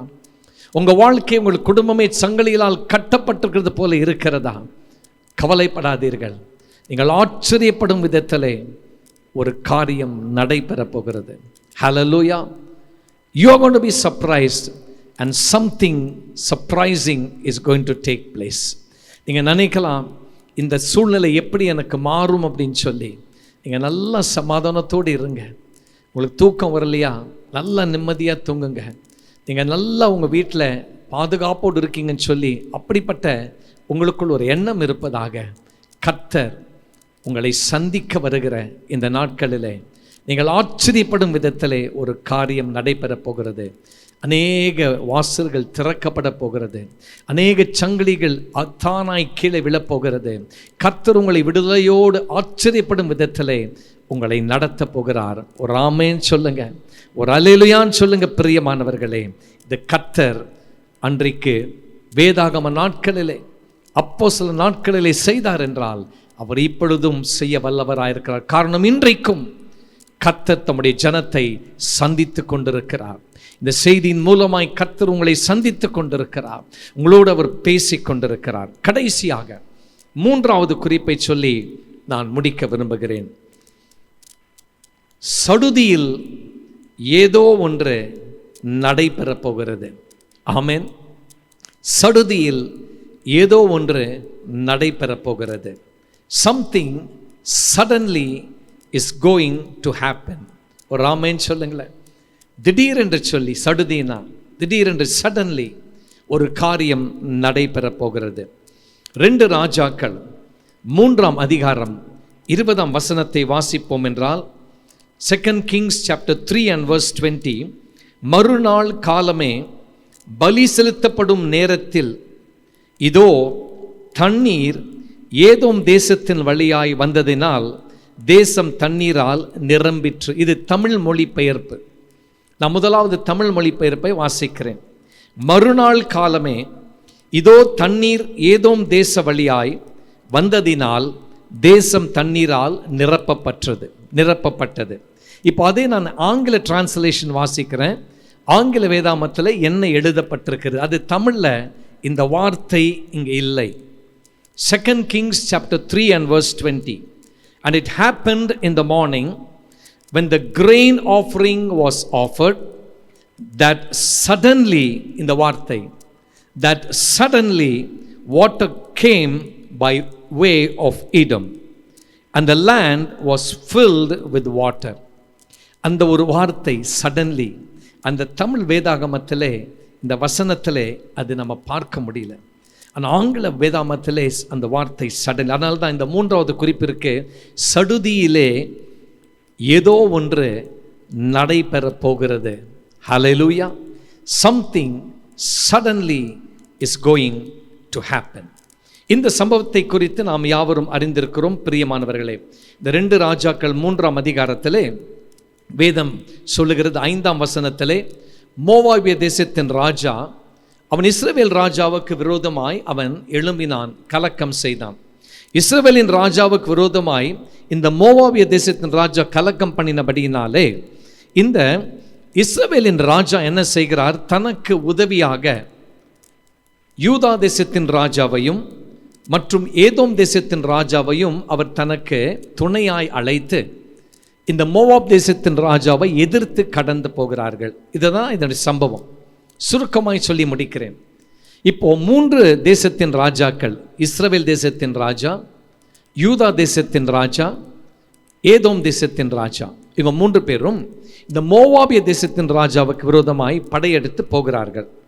இப்போ 9ஆம் வசனம், 2 ராஜாக்கள் 3ஆம் அதிகாரம் 9ஆம் வசனம், மோவாபின் ராஜாவுடன் யுத்தம் பண்ண இந்த 3 ராஜாக்களும் புறப்பட்டு போனார்கள். ஆனாலும் அவர்கள் 7 நாள் சுற்றி திரிந்த போதும் அவர்களை பின் செல்லுகிற இராணுவத்துக்கும் மிருக ஜீவன்களுக்கும் தண்ணீர் இல்லாமல் போயிற்று. இவங்க எதிர்பார்க்கல இத்தனை நாள் ஆகும்னு சொல்லி. ஆனால் சுற்றி இவங்க போகிறாங்க அந்த மோவாப் தேசத்தின் ராஜா மீது அவர்கள் படையெடுக்கும்படி. அவங்க மேலே யுத்தத்திற்கு போகும் பொழுது 7 நாட்கள் கடந்து சென்று கடைசியில் பார்த்தா தண்ணீர் கிடைக்கும். இவங்களுக்கும் தண்ணீர் இல்லை, மற்றும் கூட செல்லுகிற அந்த சேனை வீரர்களுக்கும் தண்ணீர் கிடையாது, மிருகங்களுக்கும் தண்ணீர் இல்லை. 11ஆம் வசனம், அப்பொழுது யோசபாத், நாம் கர்த்தரிடத்தில் விசாரிக்கும்படி நாம் கேட்க போவோம் என்று சொல்லி அவள் கடந்து போகிறார்கள். அங்கே கேட்க போகும் பொழுது ஒரு தீர்க்கதரிசி, இங்கே எலிசா, இந்த தீர்க்கதரிசி பேர் Elisha. they happened to meet a prophet called Elisha. அப்போ இந்த தீர்க்கதரிசி இருக்கிறார் என்று இந்த இஸ்ரவேலின் ராஜாவின் ஊழியக்காரர் ஒருவன் மறுமொழியாய் இவரிடத்தில் சொல்லுகிறார். சொன்னபடியினாலே புறப்பட்டு அந்த தீர்க்கதரிசியை சந்திக்க போகிறார்கள். So these 3 kings go to meet a prophet whose name was Elisha. 16ஆம் வசனம், இந்த தீர்க்கதரிசி எல்லாவற்றையும் கேட்கிறார். கேட்ட மாத்திரத்திலே சொல்லுகிறார். என்ன சொல்லுகிறார்? 16ஆம் வசனத்தை நான் வாசிக்கிறேன், நன்றாய் கவனி. 2 ராஜாக்கள் 3ஆம் அதிகாரம் 16ஆம் வசனம். கர்த்தர் உரைக்கிறது என்னவென்றால், நாம் எல்லாரும் அந்த வசனத்தை நம்முடைய பரிசுத்த வேதாகமத்திலே நாம் திருப்பிக் கொள்வோம் பிரியமானவர்களே. கர்த்தர் உரைக்கிறது என்னவென்றால் என்னவென்றால் என்று சொல்லி இந்த தீர்க்கதரிசி பேச ஆரம்பிக்கிறார். 16ஆம் வசனத்திலே, இந்த பள்ளத்தாக்கிலே எங்கும் வாய்க்கால்களை வெட்டுங்கள். இப்போ தண்ணீரே கிடையாதுங்க, ஆனால் தீர்க்கதரிசி சொல்றார் இந்த பள்ளத்தாக்கிலே வாய்க்கால்களை வெட்டுங்கள் என்று சொல்லி இவர் கூறுகிறார். Thus says the Lord, make this valley full of ditches. 17ஆம் வசனம், நீங்கள் காற்றையும் காண மாட்டீர்கள், மழையும் காண மாட்டீர்கள், ஆனாலும் நீங்களும் உங்கள் ஆடு மாடுகளும் உங்கள் மிருக ஜீவன்களும் குடிக்கும்படிக்கு இந்த பள்ளத்தாக்கு தண்ணீரால் நிரப்பப்படும் என்று கர்த்தர் சொல்லுகிறார். இது கர்த்தர் சொல்லுகிற வார்த்தை என்று இந்த தீர்க்கதரிசி கூறுகிறார். You shall not see wind, nor shall you see rain, yet the valley shall be filled with water, so that your cattle and animals may drink. Thus says the Lord. இது கர்த்தர் சொல்லுகிறார். 18ஆம் வசனம், இது கர்த்தரின் பார்வைக்கு அற்பமான காரியம். This is a simple thing, this is a light thing in the sight of the Lord. இவர் சொன்ன மாத்திரத்திலே இவர்கள் அந்த தீர்க்கதரிசி சொன்ன பிரகாரமாய் காரியங்களை செய்கிறார்கள். வேதம் சொல்லுகிறது பிரியமானவர்களே, 20ஆம் வசனத்திலே, மறுநாள் காலமே, இது அதிக தாமதமாகவில்லை, உடனடியாக, அதான் நான் சொன்ன, இங்கு உடனடியாய் ஒரு காரியம் நடைபெறுகிறதை நாம் பார்க்கிறோம். சடன்லி, மறுநாள் காலமே, பலி செலுத்தப்படும் நேரத்தில் இதோ தண்ணீர் ஏதோம் தேசத்தின் வழியாய் வந்ததினால் தேசம் தண்ணீரால் நிரம்பிற்று. விசுவாசத்தோடு பள்ளங்களை வெட்டினார்கள், வாய்க்கால்கள் அங்கு வெட்டப்பட்டது. என்ன நடந்தது? அடுத்த நாள் காலமே அவள் பலி செலுத்துகிற நேரத்திலே தண்ணீர் ஏதோம் தேசத்தின் வழியாய் வந்து தேசம் தண்ணீரால் நிரம்பிற்று என்று சொல்லி நாம் வாசிக்கிறோம். Now it happened in the morning when the offering was offered that suddenly water came by way of Edom and the land was filled with water. It happened suddenly. அடுத்த நாள் காலமே இது காலையிலே நடந்தது. அதுக்கு முந்தின நாள் பள்ளங்களை எல்லாம் வெட்டி இவர்கள் காத்து கொண்டிருக்கிறார்கள். தேவ ஜனமே, சடன்லி அந்த வார்த்தை மறந்துவிட வேண்டாம். சடுதியிலே ஒரு காரியம் நடைபெற போகிறது. உங்கள் வாழ்க்கை, உங்கள் குடும்பத்திலே நீங்கள் எதிர்பார்த்து கொண்டிருக்கிற ஒரு ஆசீர்வாதம், அது உங்களுக்கு சடுதியிலே கிடைக்கப் போகிறது. ஆண்டவரே, நாங்கள் ஜெபித்து கொண்டிருக்கிறோம். ஆண்டவரே, நாங்கள் விசுவாசத்தோடு நாங்கள் காத்து கொண்டிருக்கிறோம். ஆண்டவரே, நாங்கள் நம்பிக்கையோடு உம்முடைய முகத்தை நோக்கி பார்த்து கொண்டிருக்கிறோம். எப்பொழுது கர்த்தாவே எங்களுக்கு நடக்கும் என்று சொல்லி நீங்கள் நினைத்து கொண்டிருக்கிறீர்கள் அல்லவா? எவ்வளவோ நீங்கள் பிரயாசப்பட்டிருக்கலாம். எந்த பொழுதிலும் நீங்கள் அந்த ஆசீர்வாதத்தை பெறுவதற்கு உங்களுக்கு சூழ்நிலை சாதகமாய் இல்லையே. காற்றையும் நீங்கள் காண முடியல, மழையும் காண முடியல. ஆண்டவரே, காற்றையும் காண முடியாமல் மழையும் காண முடியாமல் இருக்கிற எங்கள் வாழ்க்கையில் எங்கள் கர்த்தாவே தண்ணீர் எங்களுக்கு கிடைக்கும் என்று சொல்லி அன்றைக்கே அந்த 3 ராஜாக்கள் கேட்கவில்லை. தீர்க்கதரிசி என்ன சொன்னாரோ அதன்படி அந்த ராஜாக்கள் செய்தார்கள். அவள் பள்ளங்களை வெட்டினார்கள். They did what the prophet asked them to do. இன்றைக்கு தேவ ஜனமே, இந்த வேத வசனத்தின் அடிப்படையிலே கர்த்தர் உங்களோடு பேசி கொண்டிருக்கிறார். உங்கள் விசுவாசத்திலே நீங்கள் சோர்ந்து போய் விட வேண்டாம். உங்கள் ஜெப வாழ்க்கையிலே நீங்கள் தளர்ந்து போய் விட வேண்டாம். ஆண்டவருடைய சமூகத்திலே நீங்கள் காத்து கொண்டிருக்கும் பொழுது கர்த்தர் என்னை சந்திக்க வர வேண்டுமே, கர்த்தர் என் குடும்பத்தின் தேவைகளை சந்திக்க வர வேண்டுமே, கர்த்தர் எங்களை விசாரிக்க வர வேண்டுமே. நாங்கள் ஜெபித்து காத்து கொண்டிருக்கிறோமே, நாங்கள் ஆவலோடு எதிர்பார்த்து கொண்டிருக்கிறோமே, நாங்கள் விசுவாசத்தில் உறுதியாக இருக்கிறோம் என்று சொல்லுகிற வாழ்க்கையிலே இந்த செய்தியின் முடிவிலே நான் சொல்லுகிற ஒரு காரியம், சடுதியிலே உங்கள் வாழ்க்கையிலே, சடுதியிலே உங்களுடைய குடும்பத்திலே ஒரு காரியம் ஏதோ ஒன்று நன்மைக்கு எதுவாய் நடைபெறப் போகிறது. Hallelujah. So thirdly, I would like to say and conclude, something suddenly is going to take place in your family. சடுதியிலே நடைபெறப் போகிறது. அப்போ நீங்கள் சொல்லுவீங்க, நான் இப்படி தான் நடக்கும் அப்படி தான் நடக்கும்னு சொல்லி நான் பல விதமான அடையாளங்களை பார்த்து கொண்டிருந்தேன். எனக்கு இந்த அடையாளமே ஒன்றுமே இல்லையே அப்படின்னு சொல்லி இருந்தேன். அப்படி தான் இருக்கும். அப்படிப்பட்ட ஒரு அடையாளத்தை நீங்கள் பார்க்க முடியாத ஒரு சூழ்நிலையிலே, காற்றையும் மழையும் நீங்கள் காண முடியாத சூழ்நிலையிலே ஒரு காரியம் உங்களுக்கு அது நடைபெறப் போகிறது. காரணம், கர்த்தர் தம்முடைய ஜனத்தை அவர் விசாரிக்கிற தேவனாய் இருக்கிறார். அதை தான் இன்றைக்கு காலையிலே அருமையான தேவனுடைய ஜனமே, இந்த முதலாவது வசனத்தை வாசிக்கும் பொழுது தேவன் தமது ஜனங்களை சந்தித்தார் என்று சொல்லி தேவனை மகிமைப்படுத்தினார்கள். They glorified God, saying God has visited his people. நீங்களும் கர்த்தரை மகிமைப்படுத்த போறீங்க.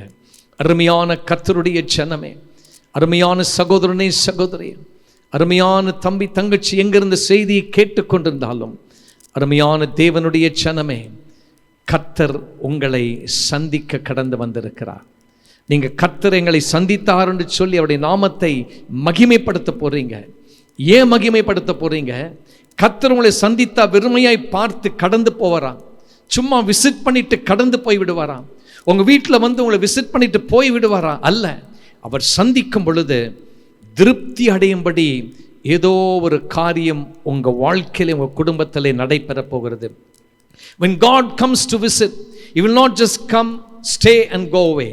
But when God comes to visit, something satisfying is going to happen in your life. Something satisfying is going to happen in your family. இரண்டாவது, கர்த்தர் சந்திக்க வரும் பொழுது ஆச்சரியப்படும்படியான ஒரு காரியம் அது உங்க குடும்பத்திலே நடைபெற போகிறது, உங்க வாழ்க்கையிலே நடைபெற போகிறது. when God comes to visit, something surprising is going to happen. Something surprising. It's really going to be surprising. கர்த்தர் அப்படிப்பட்ட காரியத்தை செய்ய போகிறார். மூன்றாவது, கர்த்தர் தம்முடைய ஜனத்தை சந்திக்க வரும் பொழுது சடுதியிலே ஏதோ ஒரு காரியம் நடைபெற போகிறது. Thirdly, when God comes to visit his children, something suddenly is going to take place. இதை கர்த்தர் செய்ய போகிறார். இது நிமித்தமாய் வேதம் சொல்லுகிறது, கர்த்தருடைய நாமத்தை கர்த்தருடைய பிள்ளைகள் மகிமைப்படுத்தினார்கள் என்று சொல்லி நாம் வாசிக்கிறோமே. அதே விதத்திலே இந்த மாதத்தின் ஒருவேளை இந்த கடைசி ஞாயிற்றுக்கிழமை இந்த செய்தியை கேட்டுக்கொண்டிருக்கிற தேவ ஜனமே, கர்த்தர் தமது ஜனத்தை சந்தித்தார் என்று சொல்லி தேவனை மகிமைப்படுத்தும் ஒரு குடும்பமாய், தேவனை மகிமைப்படுத்தும் ஒரு விசுவாசியாய், தேவனை மகிமைப்படுத்தும் ஒரு நபராய் நீங்கள் இருக்க போகிறீர்கள். பெரிய ஆசீர்வாதங்களை பெரிய தேவனிடத்திலிருந்து உங்களை சந்திக்கிறவரிடத்திலிருந்து நீங்கள் எதிர்பாருங்கள். கண்களை மூடுவோமா? ஆண்டவரை நோக்கி பார்ப்போம். கர்த்தரை நோக்கி பார்த்து நாம் ஜெபிக்க போகிறோம். கர்த்தர் எங்களை சந்தித்தார் என்று சொல்லி, ஆண்டவரே நாங்கள் உம்மை மகிமைப்படுத்தக்கூடிய ஒரு காலகட்டம் இதுவே என்று நாங்கள் அறிந்திருக்கிறோம். எங்களை சந்திக்க வருகிற எங்கள் ஜீவனுள்ள தேவனாகிய கர்த்தாவே, நீர் சாதாரண ஒரு கர்த்தாவே ஒரு நபராய் வந்து ஒரு விருந்தாளியை போல நீர் கடந்து போகிற தேவன் அல்ல. ஆனால் எங்களை நீ சந்திக்க வரும் பொழுது கர்த்தாவே, எங்களை திருப்தி அடைய நீ செய்ய போறீங்க. எங்களை சந்திக்க வரும் பொழுது கர்த்தாவே, எங்களை ஆச்சரியப்படும்படி செய்ய போறீங்க. எங்களை சந்திக்க வரும் பொழுது எங்களை கர்த்தாவே சடுதியில ஏதோ ஒரு காரியத்தை நிறைவேற்றி ஆண்டவரை நடத்தி கொடுக்க போறீங்க.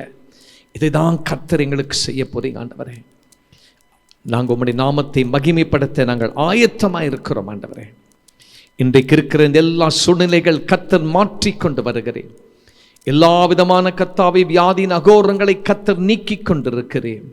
சகல விதமான பெரும் தொற்றினுடைய ஆதிக்கத்தையும் சீற்றத்தையும் ஆண்டவரே அளிக்கும் தன்மையும் கர்த்தர் ஒன்றும் இல்லாமல் அது போகும்படி செய்து கொண்டிருக்கிறேன். எந்த விதத்திலே மூன்றாவது தொற்று என்ற வார்த்தை கர்த்தாவை எங்கள் செவியிலே நாங்கள் இனி கேட்காதபடி அவருடைய எல்லா விதமான கர்த்தாவை தேவரே சுவாமி சீற்றத்தையும் மற்றும் ஆண்டவரே வீரியத்தையும் ஆண்டவரை துவங்குவதற்கு முன்பதாகவே கட்டி கடிந்து நாங்கள் அப்பாற்படுத்துகிறோம்.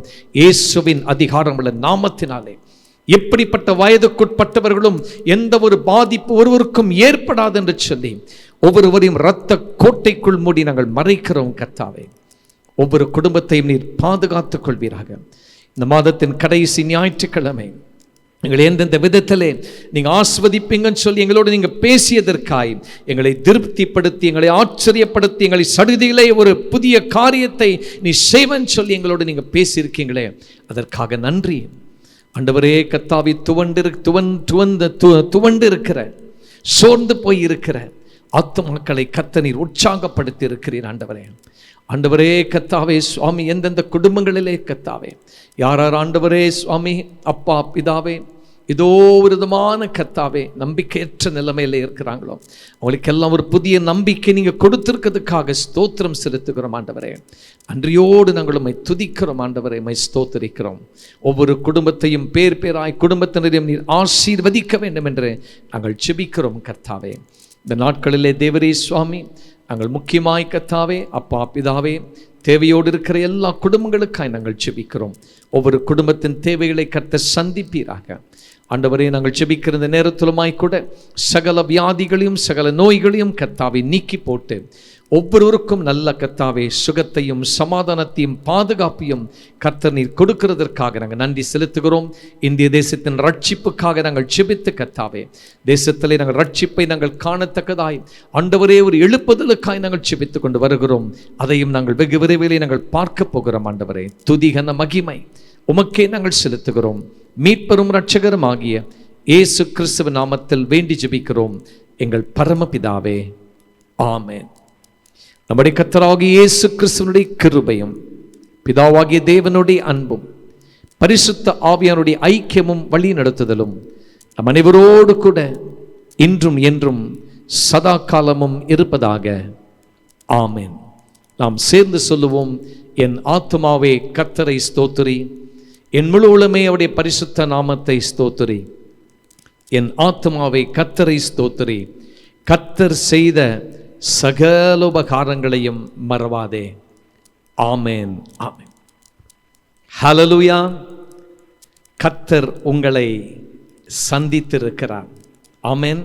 உங்களை பார்த்து சொல்லுங்க, கர்த்தர் என்னை சந்தித்திருக்கிறார். உங்க பக்கத்தில் இருக்கிற குடும்பத்தினை பார்த்து சொல்லுங்க, கர்த்தர் உங்களை சந்தித்திருக்கிறார். ஆண்டவர் நம்மை சந்தித்திருக்கிறபடினாலே இன்றைக்கு கர்த்தர் நம்மோடு பேசின அந்த 3 ஆசீர்வாதங்களையும் கர்த்தர் உங்களுக்கும் உங்கள் குடும்பத்திற்கும் அவர் கொடுத்திருக்கிறார். பிரியமானவர்களே, 1ஆம் தேதி காலையிலே ஆயத்தமாய் நம்முடைய வாக்குத்தத்த ஆராதனையிலே நீங்கள் பங்கு பெறும்படி உங்களை அன்போடு கேட்டுக்கொள்கிறேன்.